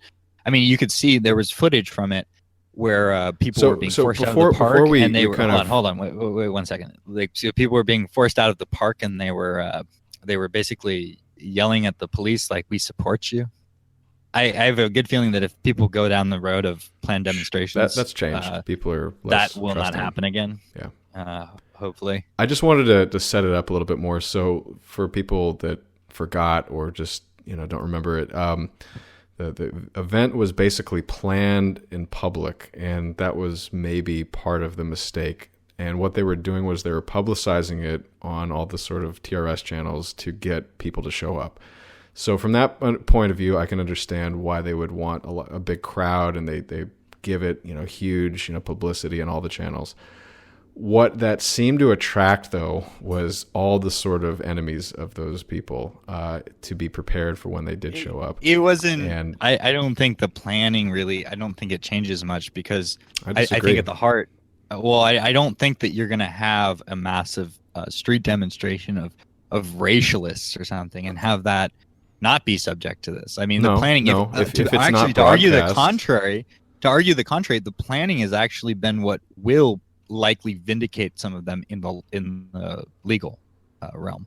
What do you mean? Because, well, they went through all these proper channels announcing it and going through right. What was interesting to me was that right. So they had the permit, they had the legal right to show up, and then to me that's what's kind of interesting. It became the kind of civil rights debate, was that they were basically denied their permit and they were just blocked at the last minute, and there was clearly just like the power overrode the law at that point, and that to me is good propaganda for I people think who are sympathetic to them.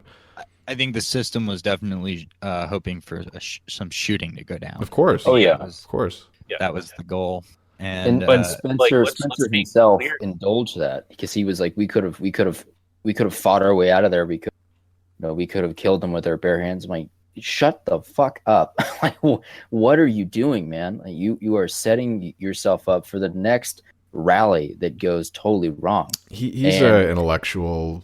Yeah, and you can finish the rest, but it's just I don't think he understands politics, frankly. I think he knows some things from history, but I mean, it's Art of War 101. I mean, you don't go like, you're putting yourself on the enemy's terrain. You're putting yourself on enemy conditions. You're not controlling the conditions at all. You're entirely subject to your dual enemies of the system and the communist fifth column on the streets. Right. What I was going to say before, though, about the planning or the publicizing of it versus not, was that they did, I think, succeed in their night rally, where it was not announced, and they had only a couple of like random people showing up because they were just they had nothing. Yeah, but what's to do. The metric of success? I mean, I've heard this before. I've heard people say that. It was good propaganda visually, and they also didn't have any propaganda. Has been hashed over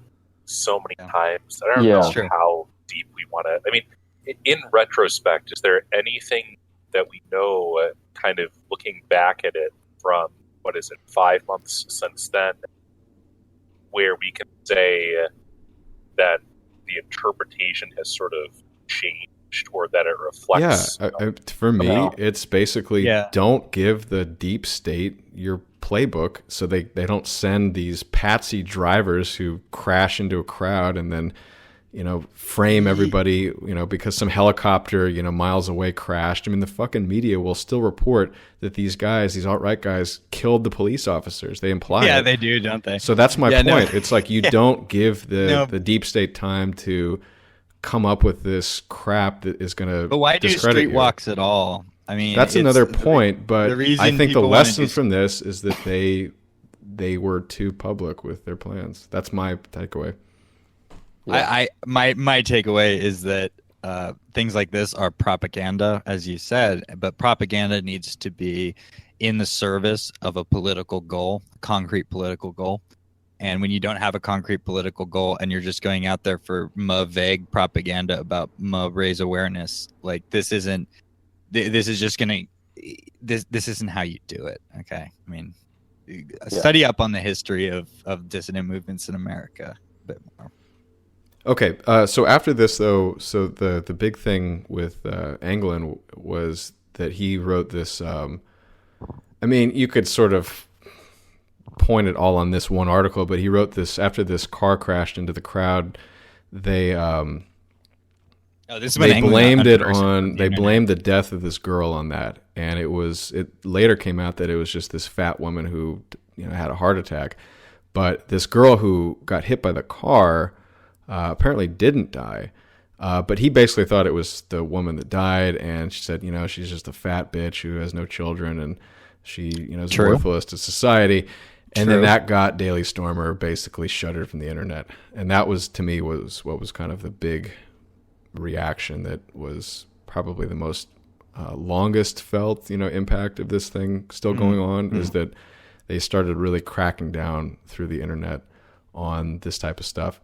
And we'll get to it later with Twitter, but the sort of full court press of the internet system, as it's owned by the corporations and the system itself, is interesting and quite scary, actually. And how basically the only way you get to Daily Stormer now is you log into their Onion URL. They're online now. They are, but they constantly have to change their domain, and it's a pain in the ass. DailyStormer.red. Right. Yeah.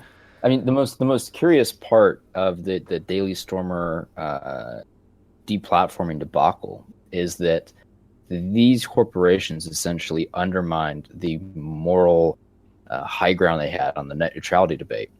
They were saying that if the ISPs took over the internet again, what they did at the Daily Stormer would be what would be done to random websites because ISPs don't like those websites' politics. So months out from the net neutrality decision, it was more than the ISPs. I mean, it was like the but my point is that they decided, the content providers and groups like Cloudflare essentially took it upon themselves to commit moral suicide and make themselves out to be no different than the other sort of corporate overlord memes that you had for the ISPs. Mm-hmm. So that maybe was the silver lining in all of it, was that it demonstrated to people that Google and Cloudflare and these other institutions like Twitter do not really care about. Well, they're not neutral parties. They're purported social causes. That the net neutrality debate was solely a monetary one. Right. It was cheap internet access rates for them. Yeah. From what I can tell. We'll get into that for the December section. Mm-hmm. I have some stuff on that, but the reality is that Charlottesville and the online aftermath of it demonstrated that the system is going to do whatever it takes to prevent you from getting your perspective on these events out, and B, the system is willing to compromise on its own narrative if it means controlling a short-term narrative on an event that I think the majority of the American populace has already forgotten. Mm-hmm. Yeah. But the things that also were... So the whole event was ostensibly to defend the taking down of a statue, all right? And subsequent to the... or not subsequent... after the event, they continued this campaign and even accelerated the campaign of removing statues extra legally. So there were protests that started forming around various statues that quickly devolved into these just like flash mobs of people putting chains up on Confederate statues and ripping heads off of other statues. And it was just totally not obstructed by the police. I mean, the police did nothing. And it's all filmed. The people's faces are online. I don't even know if these people got charged. Well, I mean, in the case of, I forget which, I believe it was the one in Nolens and Lafayette Square. I thought that was before where they this, had. though. Yeah, well, I was just going to give a supporting example of how the system operates. They were providing police snipers to give to be posted as the statue was taken down. In Right. the dead of That night. was through the official legal channel, though. That was like Yeah, already yeah, on it the was. books. But I mean, But when the mob just goes out and does it, and the system doesn't do anything, I mean, you but can they're clearly digging see up- what they side. literally they dug up Nathan Bedford Forrest's grave. Yeah, you know that is cultural revolution tier. In the Yeah. Chinese cultural revolution, you had grave digging, you had statue destruction, you had in some cases you had Chinese religious institutions defaced or destroyed, and you had a small amount of that actually. The Cultural Revolution took a weird turn this year because they were kind of bullying institutions into doing it to themselves. So you had a church in Virginia that George Washington himself attended, which had a plaque dedicated to George Washington removed because it was supposedly offensive or something to someone. I have no idea, but that was the major crux of that story. You had the faces of certain Confederate leaders, including Robert E. Lee himself, removed from campus colleges in the South, not by vandalism, but you had bullying of the universities into doing it themselves. So as with everything in the current year, it's extremely gay. You don't have huge mobs of people burning down universities. You have universities silently removing statues to people long dead. Yeah, and I would add two things. One, I would say just for the listeners, we can promise that in 2018 we will get to some Maoist China stuff. Yeah. Some content. But I'll be blunt. Like, so this is being treated as a sort of a proxy issue. People were trying to use the removal of statues as a way to do some kind of street organizing, politics type stuff. And I should just say what everyone should actually know, which is if your goal really was to prevent the removal of the statues, you would have to use violent force to do so. Well, And I would say you chain yourself to the statue, and then No. let them do the violence, because then you're the martyr. no, it's still coming down, No, though. But okay, now you're this still is- talking about. It's about martyrdom. So martyrdom works only for the end, and that only works if you're not a despised.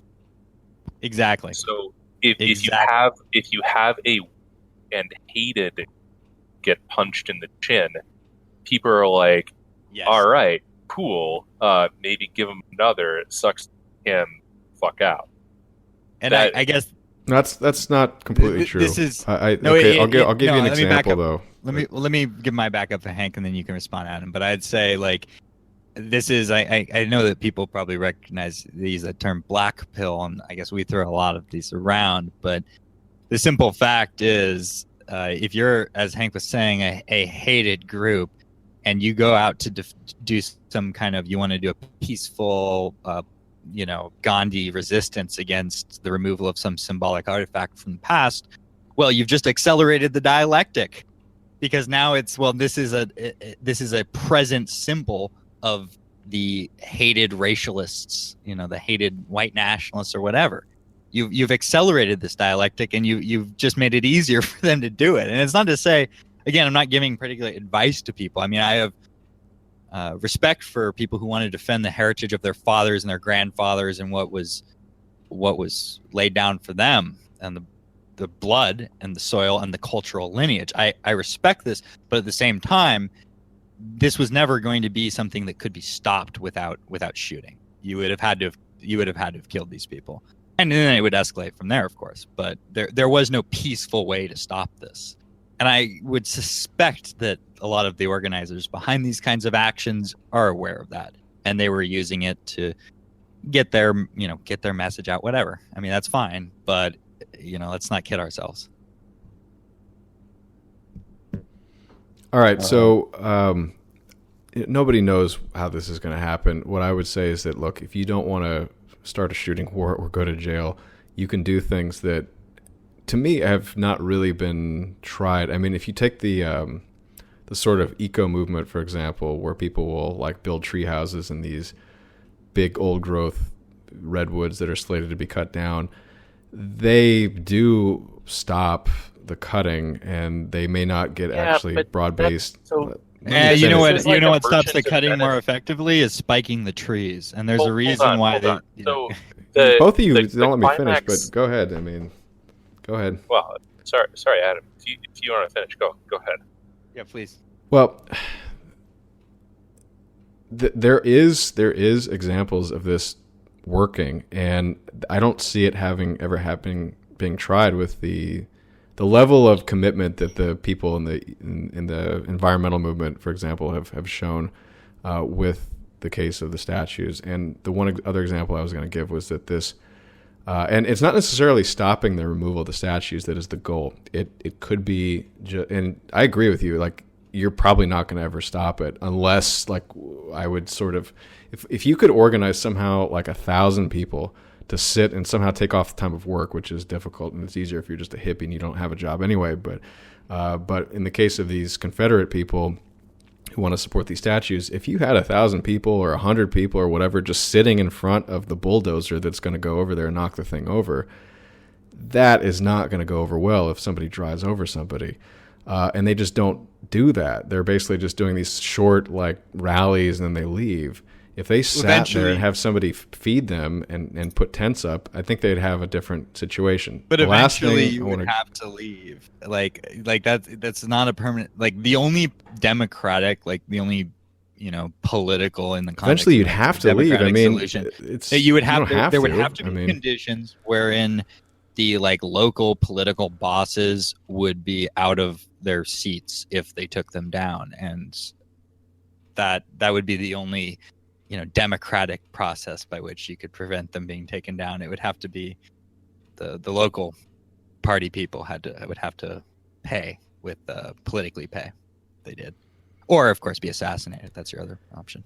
All right. The other point I wanted to make was that if your goal is look, okay, you've made this point clear. I mean, like, okay, start a war, and then you can maybe get your goal here, but I would say if you don't want to do that, there are a few things you could try. And so one of the things is not necessarily stopping the event, but getting enough propaganda and sympathy from some people, not everybody. Not all these people are hated by everybody. And I can prove that with this example. After the Charlottesville event, there was this kid. I mentioned this on the previous show. We talked about this on, but it was this kid who basically dressed up in his old Confederate uniform and carried a flag, and he didn't say anything. He was just standing in front of one of these statues, and completely by himself. Not aggressive. He did have a AR-15 rifle on his back, but he wasn't holding in his hand. It wasn't aimed at anybody. And what happened was this big mob descended upon him and started cussing at him, and this image of this liberal bitch woman who's got her fingers in his face screaming at him really just captured the whole like optics of the propaganda in his favor, in my opinion, because what ended up happening was they're yelling all these things at him. He's just kind of like looking, up, and feeling probably pretty scared and just kind of disgusted with what's going on. And the police do show up eventually, and they escort him away. They don't arrest him or anything. And then the cop tells this woman who follows them to the car, you should be ashamed of yourself. So him, coming from the group that basically had broken up this whole event in the beginning and kind of had sided with the sort of machinery of the system to go against these protesters, turned a little bit and stepped back and said, hey, you're stepping over the line. And I would say, and that was caught on film, and this was a big viral thing on Twitter. That was a positive propaganda piece for the people who were... Again, I'm sorry. It's but, not like, to the degree that you're talking about, but it's not a but negative. propaganda- Okay, that's all I'm saying. You're not going to win mass sympathy. That's not what I said. And I'm not Hank was saying saying that. you're not going to get anybody. I'm like, you're going to get some people. It's a drop in the bucket. I obviously personally sympathize with that individual, and I respect him. I'm not disagreeing with that, but you have to acknowledge that this is not a bad thing. It doesn't go anywhere. It doesn't. No, it's not true. Morally, it's not going to go very far, but it's not going to go nowhere. Yes, it will go nowhere. That's my position. There are more effective ways to use your resources. It's not. You're saying it's zero. That's bullshit. That's complete garbage. I believe it's greater than zero. It's probably a lot less than what we all want. You can only measure it to concrete political goals. You can only measure propaganda alongside a specific and concrete goal. There's no just general propaganda that changes the entire political landscape or something through chipping off some sympathy from right-wing people. Well, we've made our points. Sure. Let's move on to September. Oh, last quick thing from August. Stephen Miller. This is when he made his sort of speech and kind of amusing exchange with that reporter. I can't remember his name, but they were arguing about the Jim Acosta. Yeah, there you go. CNN. About the reform for the skilled labor coming into the United States. Is this the Raise Act? Yeah, and this is the Statue of Liberty moment where he's like, "Well, what does it say in the Statue of Liberty?" and then he was saying, "Well, you're saying that you only want people that can speak English. Does that mean you only want people from Great Britain and Australia?" This is when they brought up like the Emma Lazarus poem. Yeah, the Emma Lazarus poem. Oh, and that's also, they were like, you even know the history of that is like a white nationalist talking point. I remember that. That was good stuff. I mean, the funniest thing is that the accusal of someone like Stephen Miller as being a racist because he wants people who speak English. English is taught pretty much everywhere now, and if you're going to have a system where anyone from anywhere can come in as long as they meet certain prereqs, and one of them is English, it seems just sort of common sense. If you're aiming for a well-functioning well, I'll give you a perfect analogy. State, if you're running a corporation and your employee can't speak English, that's a problem, right? So how is it any different for a country? I mean, it's going to add costs. It's going to add division. So it's an easy analogy that I make to liberals, and they understand what I'm saying. Does that female reporter who concerned trolled them about the Emma Lazarus poem? Does she want to live in a country or live in an area where there's 20 different languages spoken, or does she want to live in? She probably already lives in New York, where there's like over, I think, what is it? Over 100 at least? I think more than that. But she lives in a part of New York where that's not an issue. Unrealistic. They see a diversity of languages being spoken as, oh, this is all the colorful street banter that I get to listen to as I go from my farmer's market to my Starbucks, and I just place my order and it shows up. Like they don't actually have a conception of the difficulty of eating it, like actually needing. Not just, oh yeah, I tried to order pierogies from this old Polish guy and ha ha ha, what a story. But actually needing to communicate something to somebody who has no idea even the cultural reference that you're aiming at. Yeah. It's not part of their experience because they're existing only in a very highly structured, increasingly vulnerable environment. Yeah. I mean, I would just say if the managerial state, if you had, and if the state's goal was actual solidification of its power as a state, and on the managerial economic side, maximizing efficiency, well, World War II never would have happened. So to think about the United States in terms of, this is bad for efficiency. It's bad for social stuff. It's there's other political goals, other international political goals that are being achieved by that. And when they see a bunch of different colored faces speaking a bunch of different tongues, they're reminded of those goals and their progress. It did reveal that the priestly class is not interested in efficiency. They're interested in something that is demonstrably inefficient and demonstrably unprofitable, probably in the long run. So it gives some indication about where corporate media sees the future of the United States, and they don't see it as a well-functioning society. They want mediocrity. I'm actually curious to see you guys' thoughts. Like, when we start getting into the end game question, I do wonder, because there's the perspective that, well, this is a well-oiled machine heading inexorably to its final, apotheosis, and it's all neatly planned out. A lot of it, I mean, they have gotten very good at it, the social engineering and all the things that go with that. But at the same time, like, I do wonder if these people have really thought through the world that they're creating. As so, are they really going to be secure in it? They seem to think so, but I mean, I don't know. What do you guys think? No, I don't think they understand what they're doing. I think they understand what they're doing to a point. The question is, do they understand the final form? No, do they? No, I don't think the Charizard of their Charmander. I don't think so. No, these people are hopelessly that Pokemon analogy.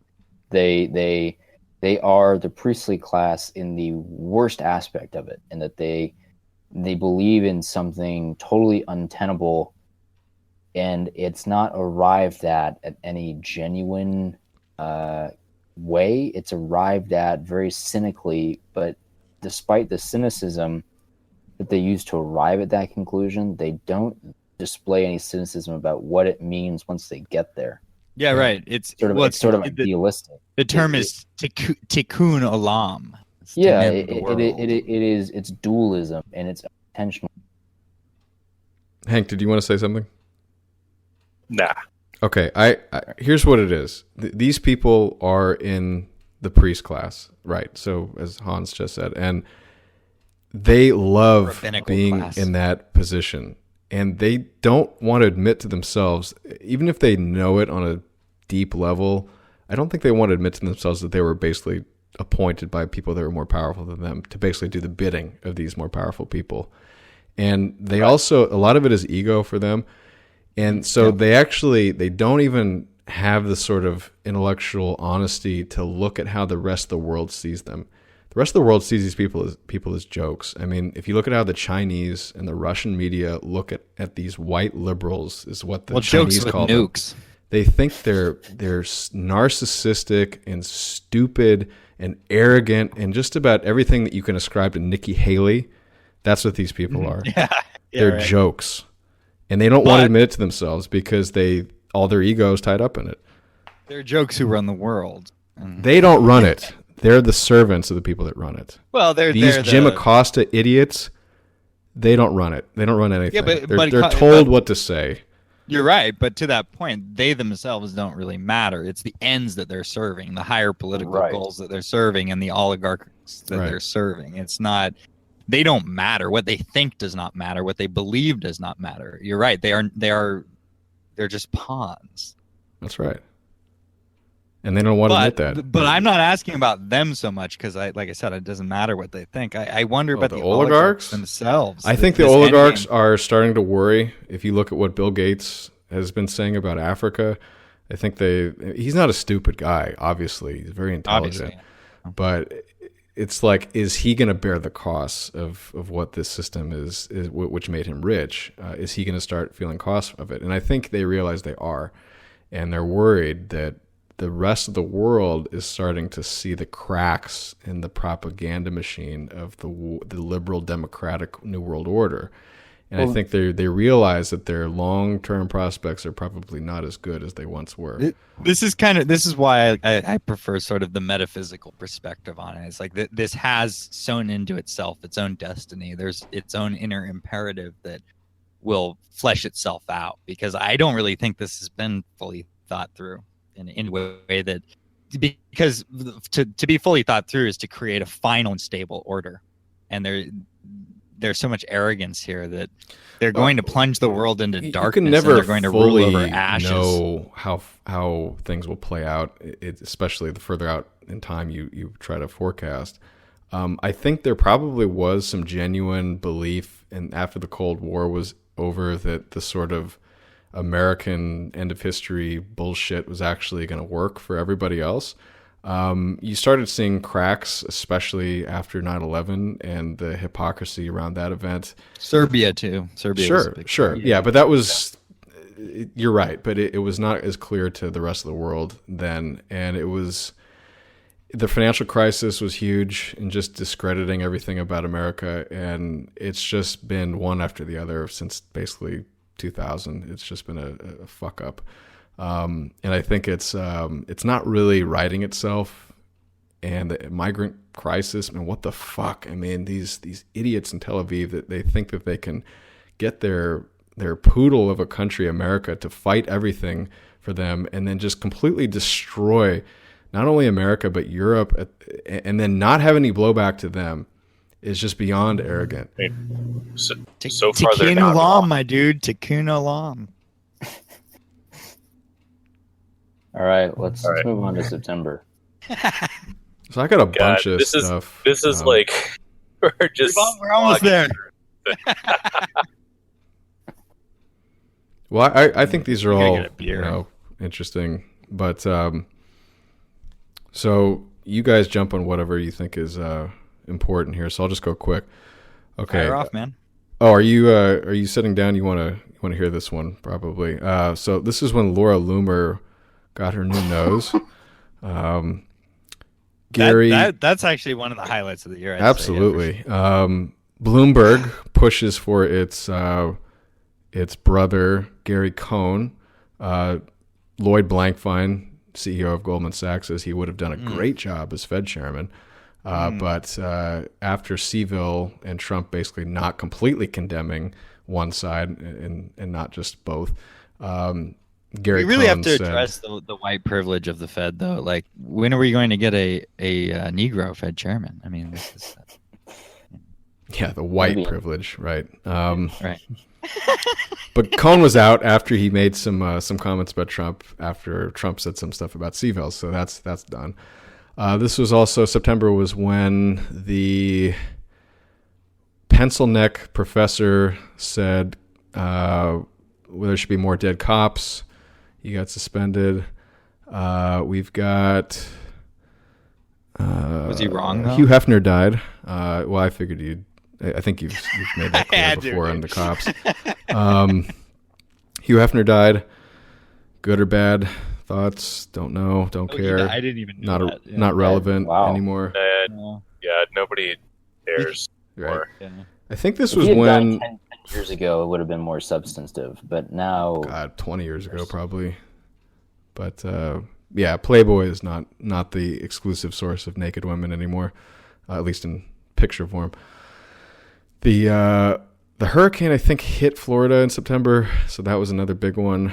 And then it seems, at least in my little corner of the world where I can notice things, there was starting to be Twitter bans of people. So Andrew Joyce of Occidental Quarterly got thrown guy's off great. of Twitter.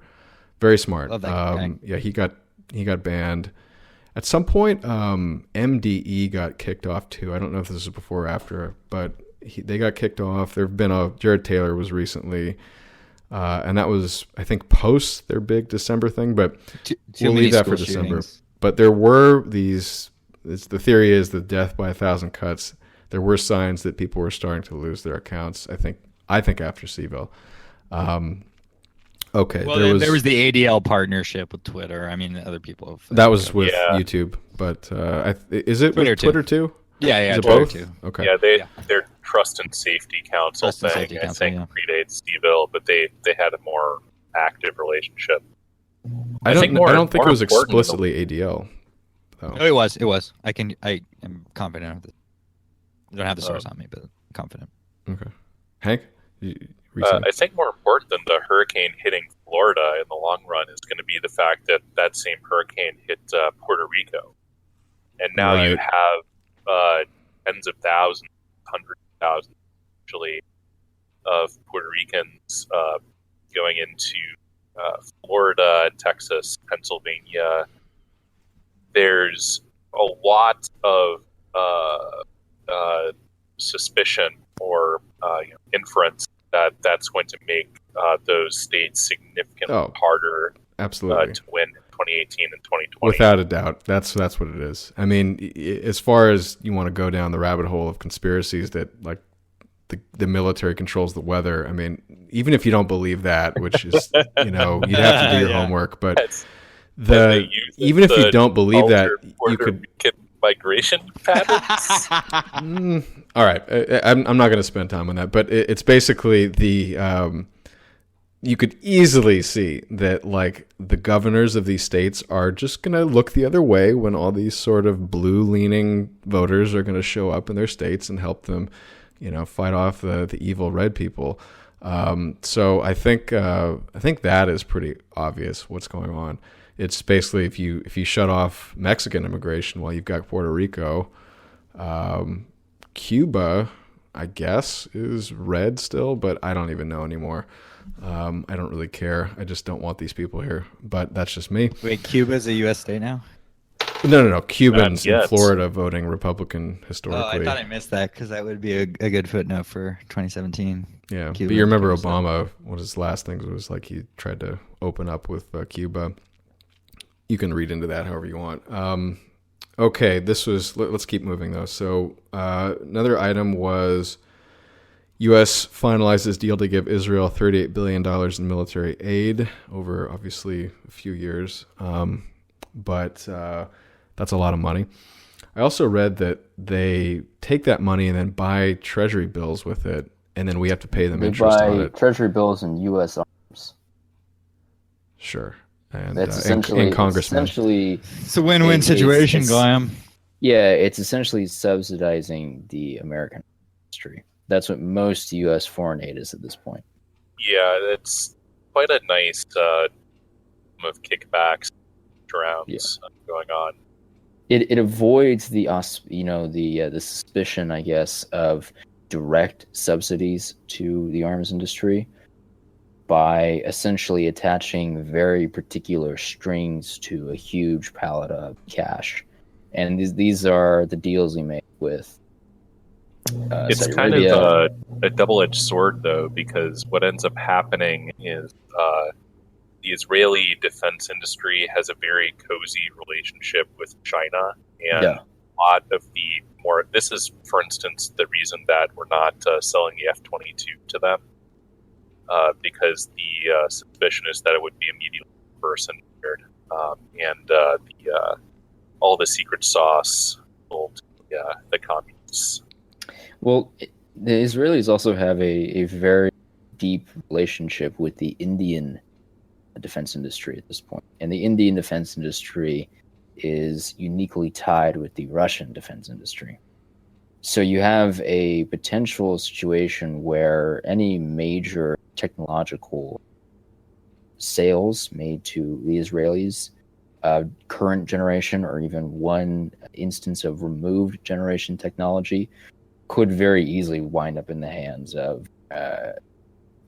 U.S. adversaries. So that foreign aid, go buy our weapons with it, you're right, is a double-edged sword, and it's going to become a really bad double-edged sword if we continue giving this deal to the Pakistanis and to the Saudis, who are going to very quickly turn on us should we ever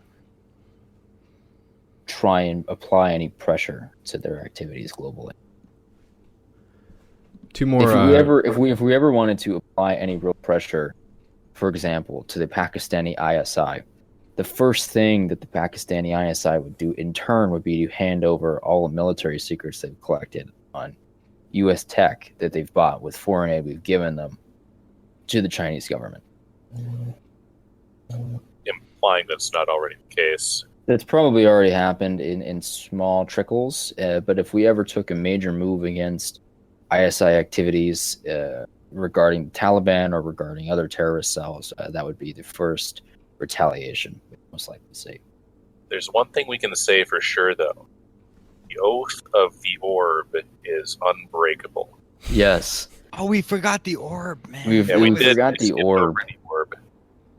Oh, man. Yeah. This is the famous, for those of us listening far in the future to our deep cuts, this was in May, we discussed this, where it was Trump, the head, or the king of Saudi Arabia, and the president of Egypt. Touching some sort of a weird glowing orb in the middle of a Saudi internet opinion manipulation center. Is that what that was? Yeah, it was like a center for combating online extremism, which is God. like, okay, so they're like their censorship and internet tracking manipulation facility. It's like basically a call center, but for internet stuff. But there's a creepy glowing orb they were all fondling. I think it's safe to assume anybody listening to this show is well aware of the orb. The orb is pretty hard image to forget. I think the orb will only grow brighter over time. Yeah. Its power is growing. Okay, so You guys two more ever seen things. Heavy Metal? What? Heavy Metal is a cartoon film with heavy metal music. Oh yeah. Yeah, there was a intergalactic orb that would travel around, and when it arrived, it would bring death and chaos, and madness. I forget what it was called. You guys should watch that. It's a good movie. Fascinating. It's a cartoon babe with big tits. Huge rack. Riding a motorcycle. All right. Two more. I think items of note on September. This was, from what I can tell, when the kind of take the knee thing started, kind of at least having some blowback. People started getting fed up with it. There was even a take the knee on the cheerleaders at one campus, and the black girls basically knelt down next to the white girls, and the white girls are standing and looking, what the fuck? And I think people are starting to wake up to this and getting fed up with this. Any comments on that? No, I mean, I can't even say whether they've stopped the bleeding or if we're still stopping. I don't. The I don't follow ESPN and the NFL are in exponential decline at this point. There's no way they can hike themselves out of it. they should just start playing pornography. That's the. I mean, ticket. My suspicion. Worldwide Wrestling Entertainment does. My suspicion is that the NFL will probably bifurcate relatively soon, and you'll see a few smaller, more regionally focused leagues that are able to capture core audiences in certain areas of the country. Really? But you think they're going to break up? There's no room anymore for the NFL. I just don't think people care enough. I don't think so. I think they've been around for forever, and I don't think they're going to go away. They may have to change their tune a little bit and downscale. Maybe Trump will nationalize them. And well, it's funny. Trump tried to make his own football league back in the 80s, and people were joking he might do it again. The XFL is coming back. Jesse Ventura going to be the commissioner. That'd be cool. Trump, I would watch that. The money man. I would watch that. I would watch the shit out of that. That would be fun. Just as a political, I think all sports should be statement. banned except for WWF, and WWF should just be made made mandatory. I think boxing's okay. It is barbaric in a way, but it's like, man, it is a tough All sport. the best sports are barbaric. It's all bread and circuses, man. I mean, who cares? Sure. Like, I agree. Speaking of circus, Mark Zuckerberg took a circuit in, it seemed like the couple months around September, he found his way up to Alaska and he gutted his own fish in front of some fishermen. And Look at you. Was that part of his fish? was that part Like of a big boy. his like program on like how to appear human? yeah, like there was that funny like they were in some like fake house and he took a bite of bread and it like stuck in his teeth and it just looked totally bizarre and he couldn't do it right. And Yeah, that was a good. That was his like ad. Is this how you chew human food? yeah, the this sort whole of year, his national get to know you campaign.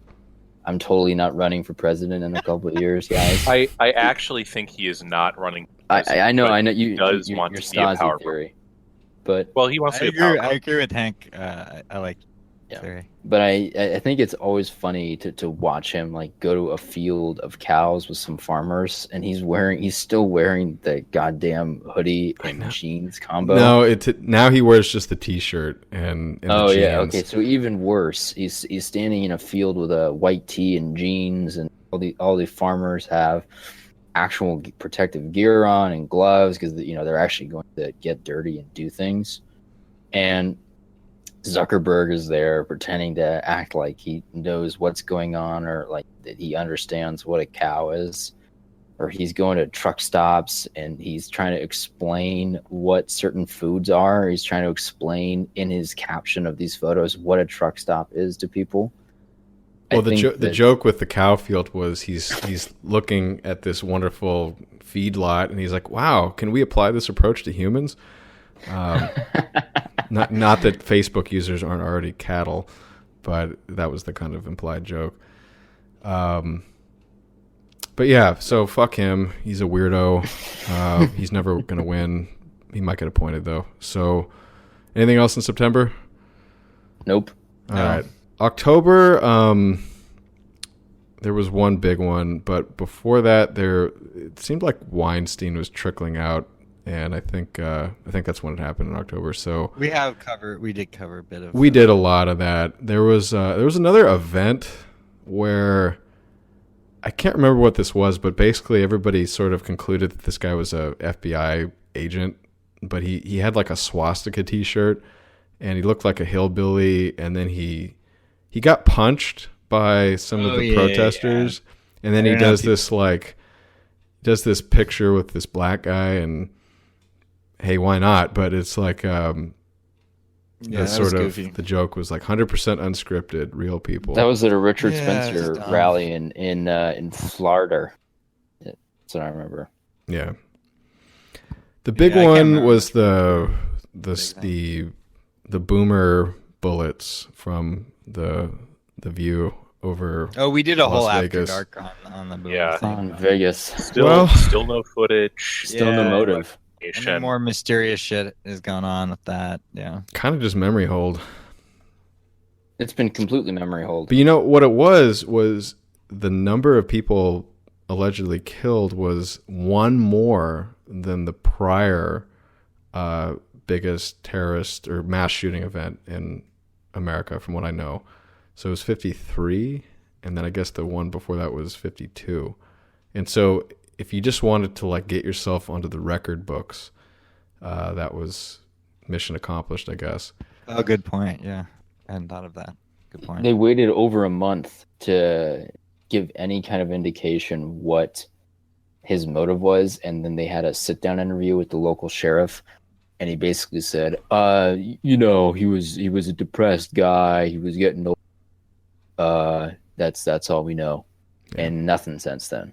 They basically memory hold it in time, and we never got the story about where specifically that security guard came in the picture. Yeah, that one. Or why his wife was in his wife. I don't know. His Asian hooker broad was in the Philippines while this is all going on.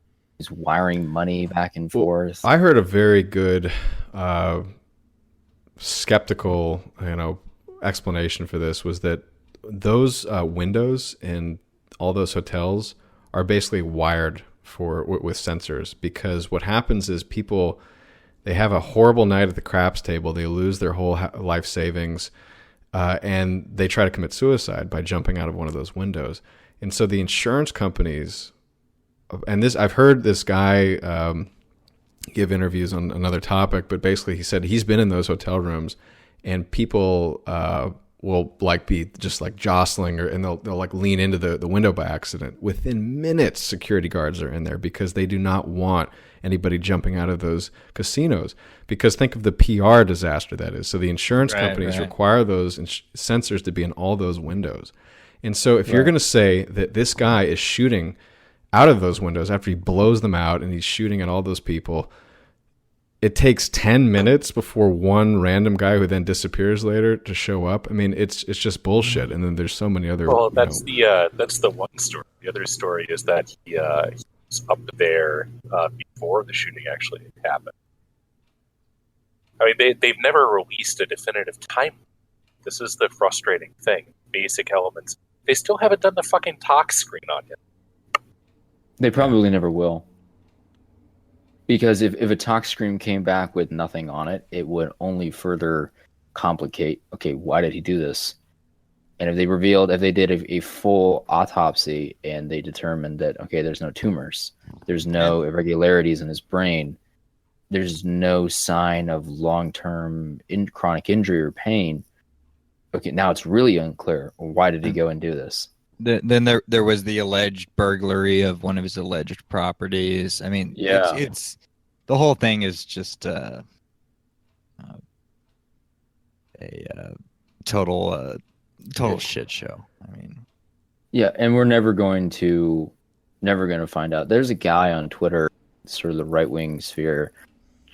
I'm trying to forget his handle, but he was essentially almost every day saying X number of days and still no motive. And then I think at the end of last month or beginning of this month, he just said, I've given up on counting because it's just clear at this point that they're never going to give us a motive. Well, I thought Laura Loomer had a hot take, and that brings us to November, where she shows up at the ZOA, not the Zionist Occupied America event. And she's hanging out with Steve Bannon. And so he's like showing up at this thing after he gets dismissed from the White House, and he's back at Breitbart. And at Breitbart, when Breitbart was still alive, they had this big sit down with Netanyahu and this photo op. And it's like, can we talk about Bannon for a second? I mean, like, is he just at this point, I mean, is he even supportive of like the foreign policy stuff about going after Iran? Like, I don't read Breitbart, but what is his deal? He's out of the White House. He's back doing what he does. But is he a force for good? Or no? Who cares about that guy? I mean, I never did, but apparently he was some. He had a bad. Based, I mean, he put a lot of his personal capital on the Moore race, and I'm not big into this electoral politics stuff. I don't care or follow this stuff very much. But that was the establishment. Neoconservatives types definitely used that as a salt in the wounds for him and his great populist insurgency, his great lukewarm populist insurgency. And you notice he defends somebody against who is being charged by the media complex of being a pedophile. And recently, I haven't been following this very closely, but recently the guy Paul Nealon has been getting in a lot of trouble with the system media, and he was denounced by Bannon. Indirectly, so, I heard.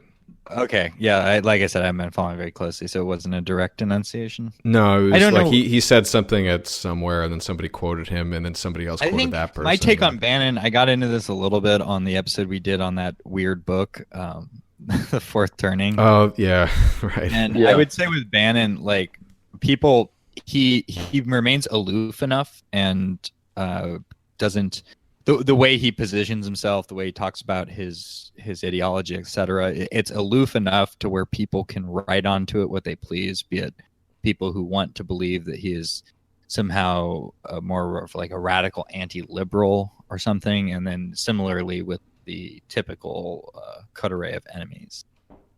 Yeah. I think that Bannon is more of like he's kind of like a fictional character in a certain sense, because in actuality, I mean, I don't know like if anyone's read like Roger Stone's tell-all book or something, but I don't even know what about the Trump campaign. I don't even know like to what extent you can really place Trump's there's been a lot of speculation as to how much Bannon was behind Trump's tragedy, etc. I don't really know. I have zero insider connections, etc. I would just say that Bannon is kind of somebody that people write either their hopes or their fears onto, and I think he'll probably just fade away. Probably superfluous man.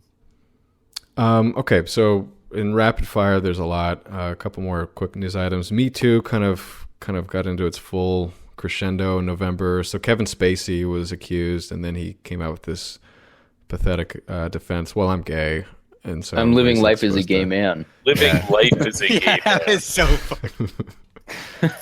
So that didn't go over well with anybody. Do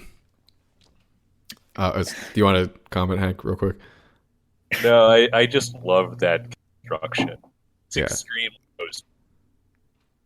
I agree. Okay. I remember the top reply on his Twitter, on Kevin Spacey's Twitter account with that statement was some metropolitan neolib who's essentially saying, this really reinforces the stereotype that gay men are pedophiles. Like, I guess congratulations on coming out, but I'm just not sure what this really does in the long run.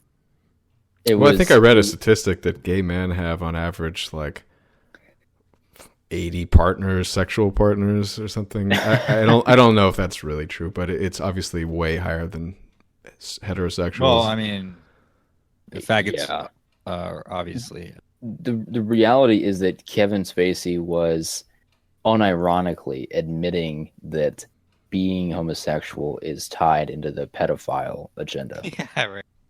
People are trying to tell him you don't want to make this connection, like that's gonna make it hard for homosexuals, and they're not realizing that's what he's doing.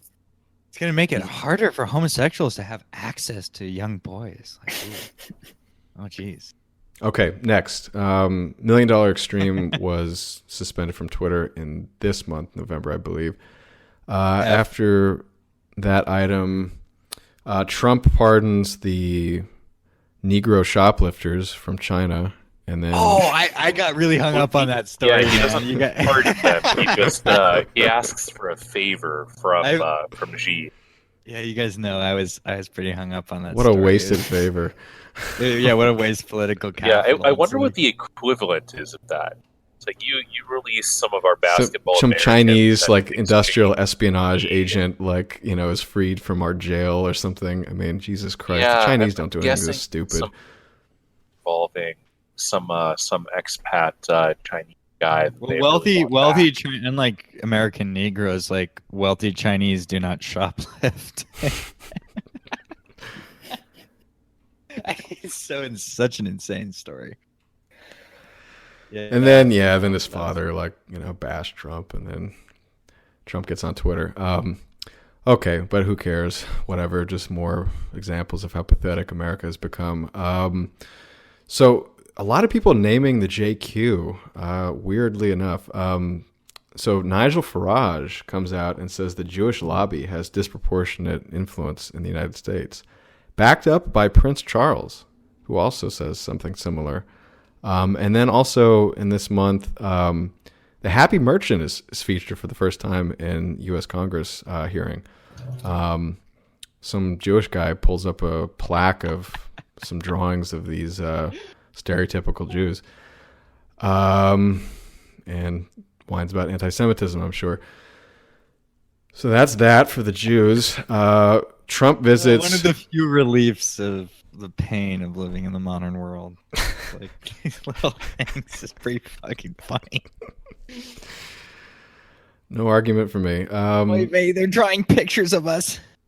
The Yasukuni Shrine is visited for the first time by U.S. President. This is the war memorial in Tokyo to Japanese war heroes, generals, people like that. And it's very, very unpopular in Asia because a lot of the World War II generals and such were buried there, and all the millions of people in Korea and China that were killed by the Japanese during the occupations there, prior to and during the war, still to this day are used as big bludgeons against Japan. So that's a big one when kind of Trump endorses that place, because whenever a Japanese prime minister goes there, Japan never hears the end of it. So that's the importance of that.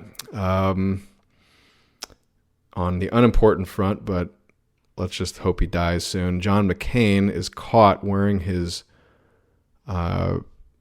moon shoe, whatever the hell you want to call this thing. It's kind of like his foot cast brace thing, on the wrong foot in two separate photos. So they're on different feet. Don't know what the hell is going on there. Maybe it's just trying to get sympathy or dementia. I mean, like your foot hurts. I mean, how could you step on a broken foot? I mean, well, I think a lot of these elderly senators, there are all sorts of statements about how not statements, stories about how their aides basically dress them up and kind of fill them out for a statement, which they'll rattle off because at this point it's basically automatic, and then they'll kind of wheel them away, and there's not a whole lot of actual independent locomotion going on. Yeah, I don't know. GQ names Colin Kaepernick Man of the Year, showing their colors, if that wasn't obvious to anybody before. And then we had kind of a wiki leak on the CIA again. There was source code found in Kaspersky Labs antivirus software containing CIA backdoors. So there you go. More spying. Okay, so that's all I had for November. You guys ready for December, where there's a lot of current events going on? The final month. Yeah. Current month of the current year. Okay. Weirdly enough, reinstated very quickly, but Julian Assange was kicked off of Twitter, to the shock of just about everybody. I mean, you want to talk about journalism. I mean, this guy, in my opinion, is probably number one right now. Laura Southern, found to be a coal burner, at least allegedly. A Muslim, too. And then we've got more Me Too, but this time it's with Trump, and the patheticness of this attempt was just sort of embarrassing. I mean, there was this woman who gets up on one of these stupid shows. I think it's Megyn Kelly, of course. And she's asking this woman, like, what happened? And she's like, I can barely sleep at night, but he asked for my phone number. Wait, Megyn Kelly's still a thing? No. But this is the kind of part of the point. Like, this is where they wound up. That's the shitty venue that they were able to get airtime on. And Megyn Kelly asked this woman, what happened? And she's like, Trump asked me for my phone number. I was assaulted sexually. And I mean, I don't know about you, but it's like, what the fuck, is wrong with you? I mean, I know you got paid for this, but do you seriously expect to be taken seriously ever again? I mean, asking for a phone number, for fuck's sake. Sorry. Okay. So next item, 23andMe admits to adding fake African ancestry to white profiles. Nice. If you guys believe that, that's crazy. I'm also curious about whether or not they've added unnecessary Ashkenazi Jewish elements. A lot of people have come up, and typically, look, if you get under 5% for something, it's more than likely a statistical error. Yeah, and it's more than likely due to the fact that they have an incomplete data set that they're working off of. Not even that; it's just not pushable at that level. Right. Like they do these principal component analysis breakdowns of what the sort of, if you're looking at the frequency of that you have and you model that as a sum of the distributions coming from particular populations. Mm-hmm. If you add one more possible population, your error never goes down. It's like adding another variable to a linear regression, even if it's completely noise. You can always take away some of the error. They call that overfitting. Yeah, exactly. So, you know, if you have dozens of subpopulations, a lot of which are very covalent. So Ashkenazi DNA, not that distinguishable from just a 50-50 blend of like Middle Eastern and like Southern Italian, more or less. Like it's extremely correlated with those populations because that's the historic ancestry of the Jewish or the Ashkenazi Jewish population. So, yeah, unless you're showing 10% levels and like, okay, well, you know, everybody has a sort of limited pool of population that they're drawing from, and those populations mix. So, you know, it's a fun novelty, but it's not useful for anything. So on the sort of more minor stories, real quick, I didn't know he was a Jew, but Jewish comedian T.J. Miller arrested in altercation over Trump with Uber driver. I have no idea. He's on Silicon Valley. That's when I found out about him. Like a pompous landlord guy, the ginger. Yeah, but actually that arrest was prior to December. But what happened was he was accused in this Me Too thing. So there you go. He was railing about Trump, I think, to the taxi driver, and then he called the police, and so that's when he got arrested. But then the sole irony is that he gets into more trouble later. This freedom fighter guy. Okay, moving on. We've got in the minor pile, Trump voted Islamophobe of the Year by British public. More evidence Britain is just a shithole. But there are exceptions. This Mark Collette guy, I think he's British. I like him. He's memeing hard on Twitter. He's got this story going. It's kind of like this series of pictures of Europe today with like the Merkel Legos. And in Britain, they've got all these barricades set up. And now that Christmas is over, they're probably gone. But during the Christmas season, there were just all these just concrete blocks and fortifications and checkpoints all around these Christmas fairs. Tonight there's going to be a bunch of rape. I forgot.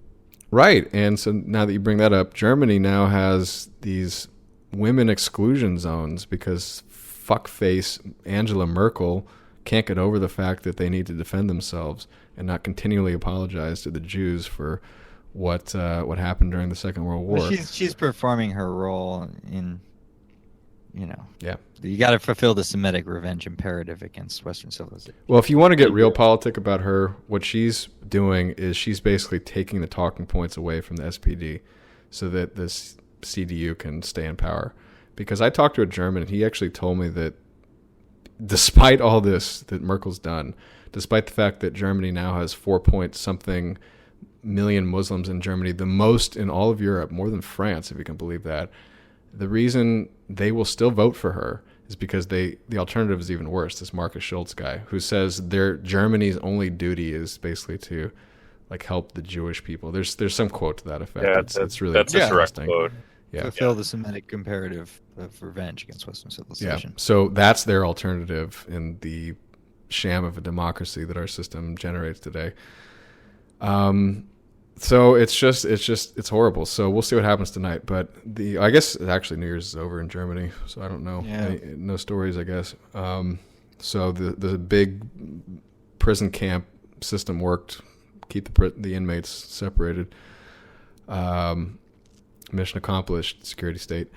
Okay. Any quick ones? California fires were just insane this year in December. SoCal and NorCal both got hit. Sonoma County and where in SoCal? Hans? Was it? Oh man, all over. I'm not going to say it's because the they Getty deserved Villa. it, but they The probably Getty- deserved it. Well, yeah, I mean the Getty Villa was almost burned to the ground. The fire. The one by the was highway fast. you drive by? Yeah, there's some great museum? footage of people coming down at about 4 a.m, and they just see the entire mountainside ablaze. It looks like looks like a volcano.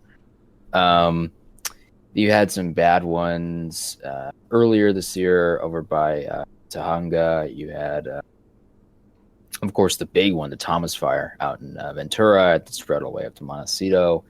You had smaller ones throughout LA County and the rest of SoCal. You had the big ones earlier this year in NorCal near Wine Country, which killed like 35 to 30, maybe 38 people over the course of a few hours. Those fires essentially raged across a suburb in the middle of a night, and there was a lot of cleared brush. There's a lot of dried, dying trees that the local fire departments in CAL FIRE had neglected to take care of. So who's responsible is still being kind of thrown around. It's okay, but it's not. This is the thing I've been hammering to other Californians throughout the year. It's not what causes the fire. It's the fact that CAL FIRE and local fire departments across this state have been neglecting their duty of fire preparation for whatever reason. I don't know if it's a funding reason.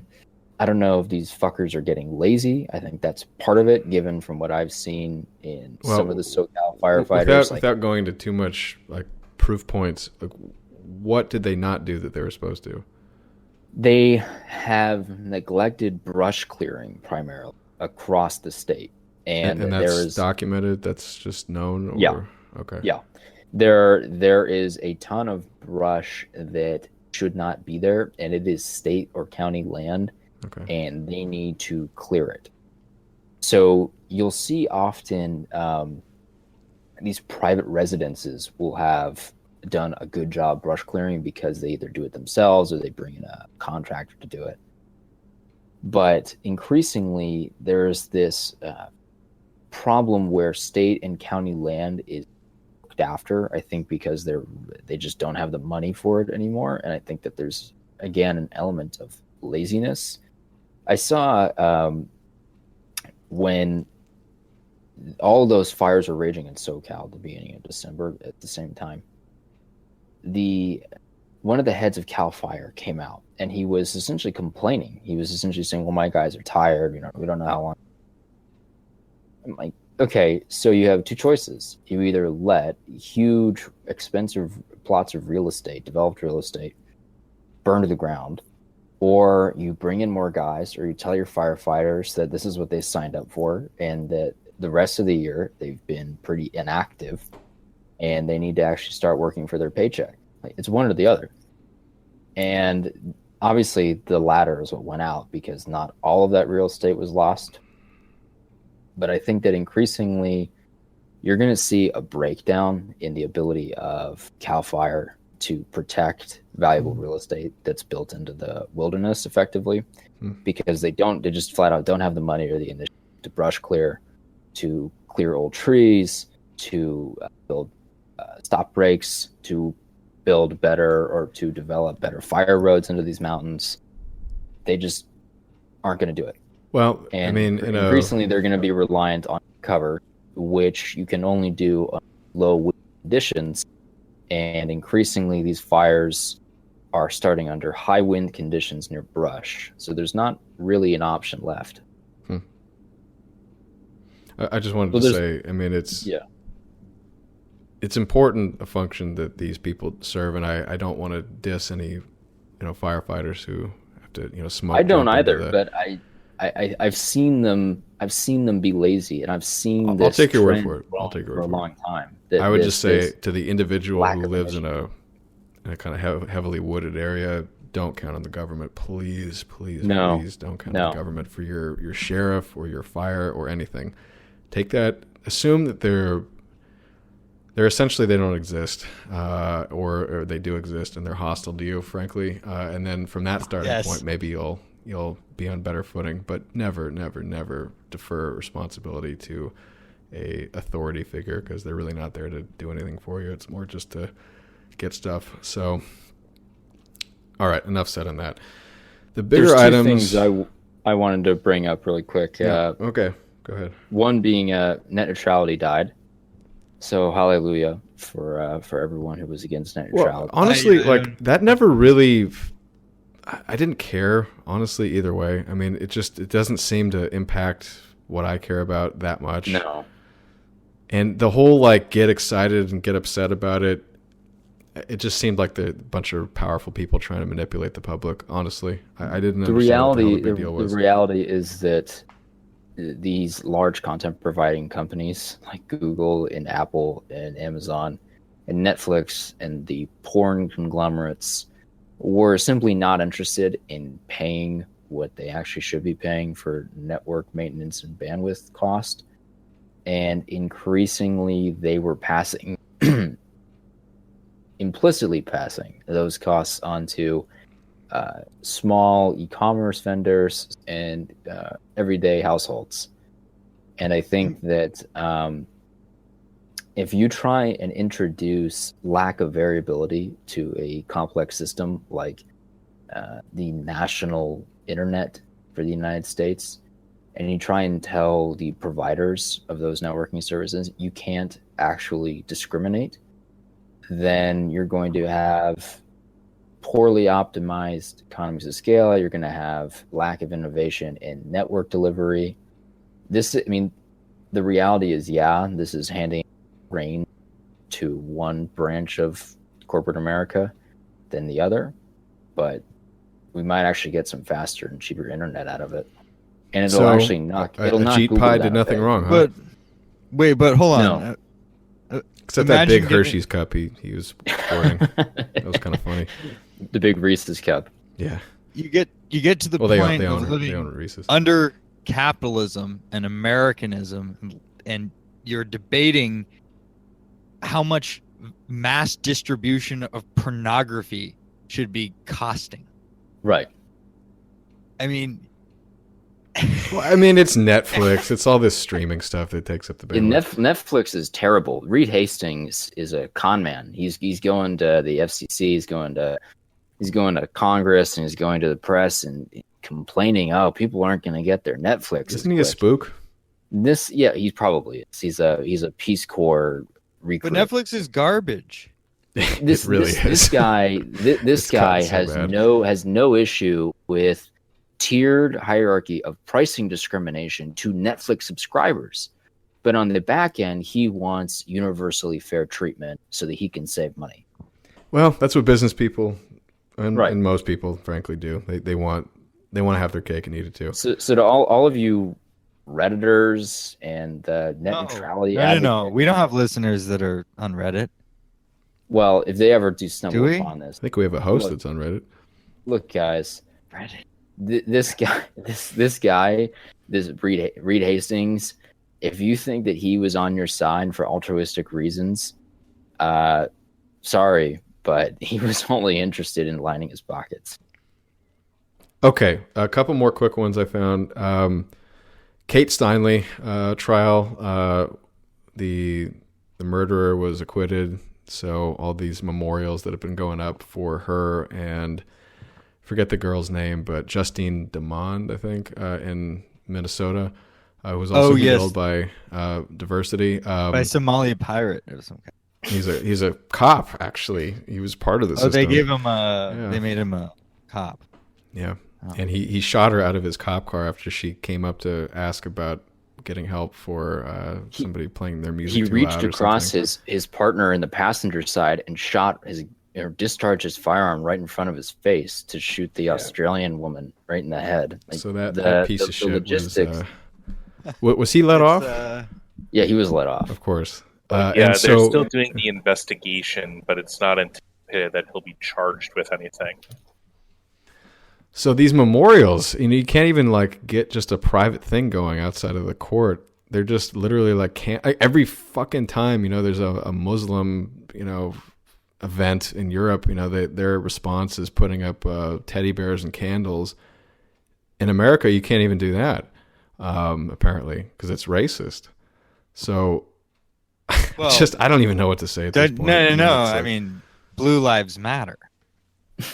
Okay, you're looking at a right and honorable servant of the American system, the American democracy, and you're seeing skin color. What you should be seeing is a blue uniform, and you should remember, you should see an American flag over that. This is I stand corrected. Patriotic.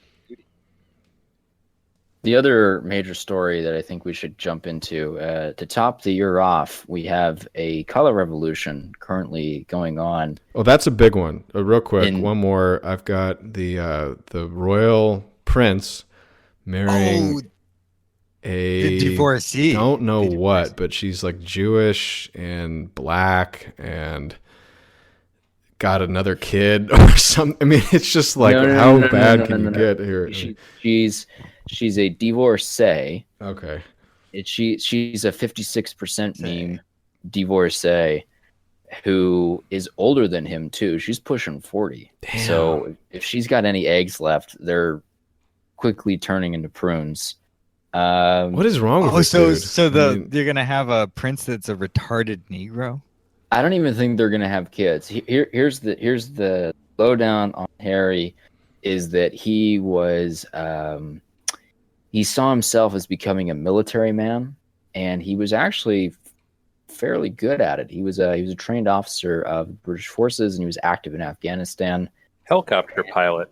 Yeah, he sought active combat. I think that he realized, I'm never going to be king, barring some insane incident with my brother and his kids and so on. So I might as well do something memorable. And I think that he was probably angling to become a general or something along those lines. So instead, he married a divorced. Okay, but the reality is that career was taken away from him because there was an attempted plot on his life by the Taliban, and they effectively exfilled him out of Afghanistan and gave him some kind of special waiver from his current service to prevent his death.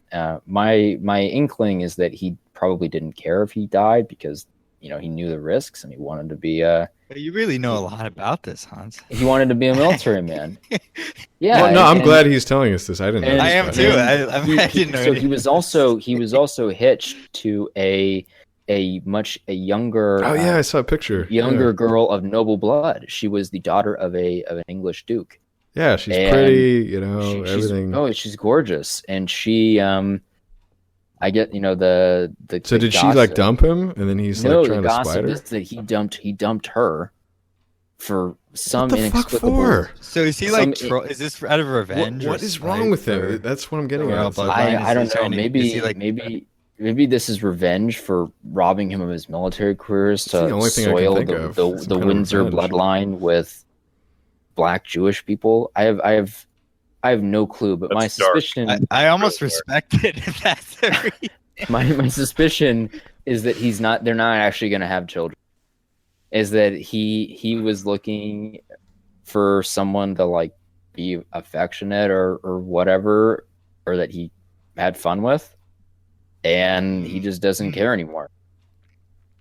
Because barring that his brother and then his brother's sons die, he will never have a shot at royalty, and he knows it. Well, maybe we just shouldn't care.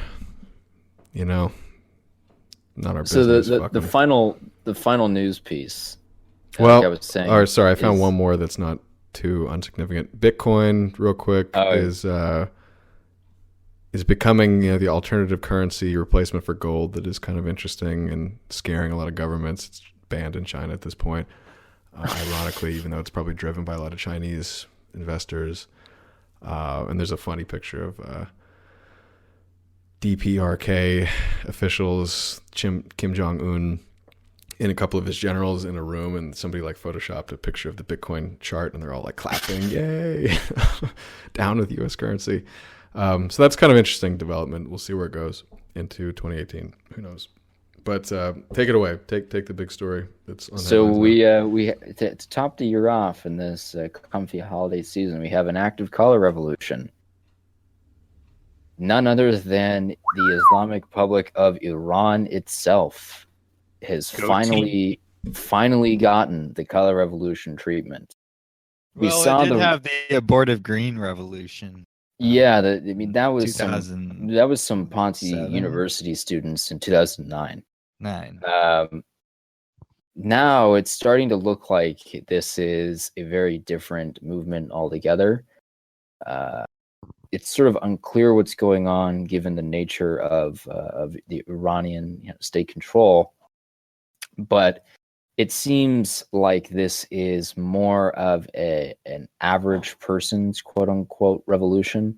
There's a lot of mass demonstrations by working people, by shop owners, and also very religious people in certain parts of Iran against the current regime. There's a lot of chants and slogans regarding Hezbollah, regarding the Ayatollahs, regarding Rouhani, who's the current leader of Iran, regarding Iranian activity in Syria, and also curiously regarding the fact that Iran is Islamic.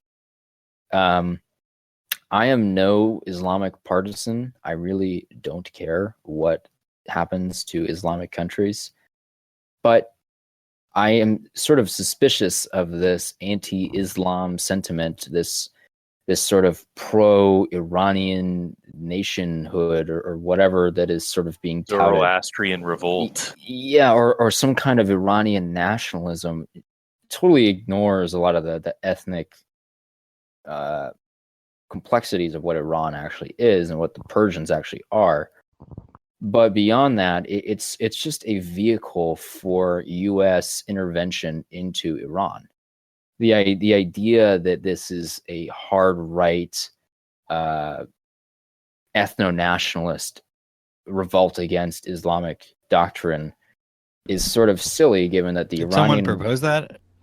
People have been proposing that, and it's sort of silly. Wait, well, stupid MSM is system media has been it's part of that, and part of the sort of the system. Hold on, I'm sorry. The system media has been promoting the idea of a no. I mean, maybe a little, but it's more like the Trump hat crowd. The Trump hat crowd has been promoting this idea that it's James Woods, for all his brilliance, is like supporting this whole bullshit thing. I mean, he's like given all these plaudits to Nikki Haley, which is really disturbing.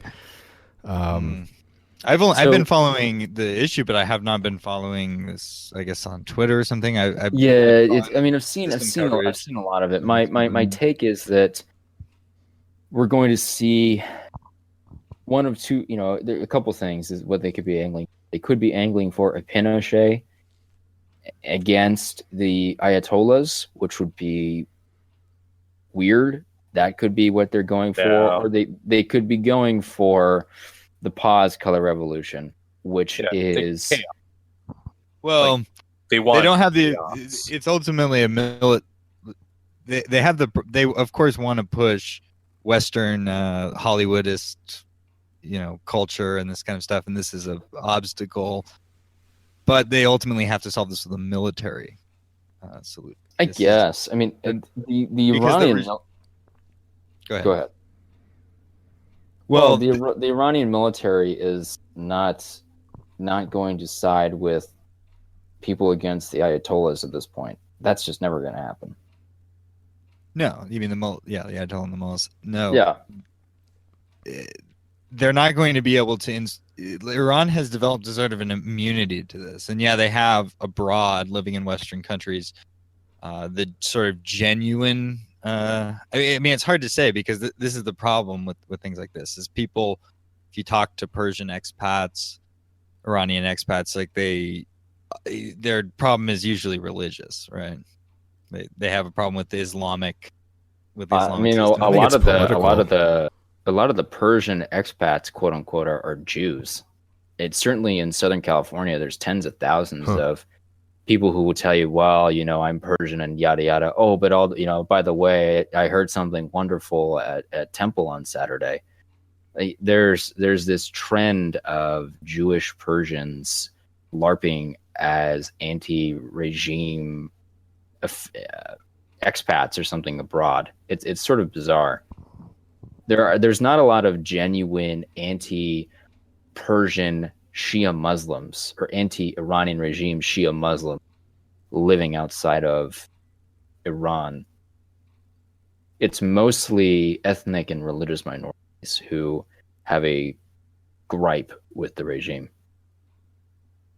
Yeah, and people have been Americanized as well, but yeah, I don't know. They're not going to be able to pull off a color revolution inside the country. This isn't going to happen, but they're going to use this as a pretext for increased escalation. What's inevitably going to happen in these?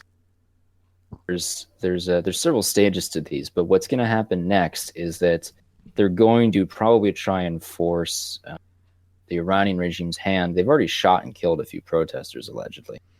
But they're gonna keep ramping that up, and they're gonna keep forcing them to shoot and kill more protesters.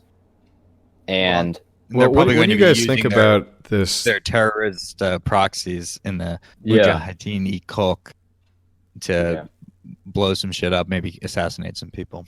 What do you guys think about the prevalence of the protests throughout the country? There's at least 10 separate locations all over the place, which it looks like simultaneously.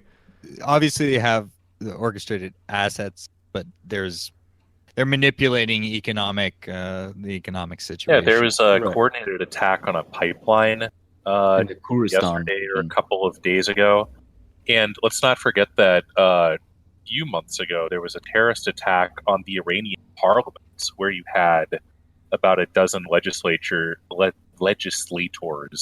get shot. Yeah. Meanwhile, their nuclear scientists have obviously been dying left and right. So yeah, these are MEK. Pressure has been brought to bear on them, and this probably is an escalation of that. I don't know, what the who, by the way, the MEK were taken off of this they were taken off the terror list under the Obama administration. I think increasingly too, you'll see a ramp up between the protesters. There's over 24 cities with huge riots right now, and some of them like KOM, KOM. I'm not sure on the pronunciation of that, but that is allegedly a very, very religious city. It's very important in Shia Islam, and there's been a lot of rioting there. That's typically indicative of real underlying stress. I'm not saying that people in Iran probably aren't angry with the way things have gone in some aspects, but when you see chanting and slogans about Hezbollah and the things like we don't want to be Arab, we don't want to be Muslim anymore, that is an indication of people applying pressure to fracture points. That's not genuine, I think. I think that is sort of just agitprop, or those are a very small minority of people in Iran probably think that way. But it's weird how your being given all the attention. Personal life concerns somehow coincide with American and Zionist geopolitics. Right. Interesting. And it's interesting it's coming on the heels of their defeat in Syria. I mean, there's almost a touch of revenge here. Yeah. So we'll see. It was a neat way for the masters of our world to end the year with a color revolution in a country we probably never thought that would happen in. But going into the new year, either we'll see that Falangist death squad, the Basij, be trotted out to put an end to the protesters, or we could see some serious pause in Tehran soon. Happy New Year.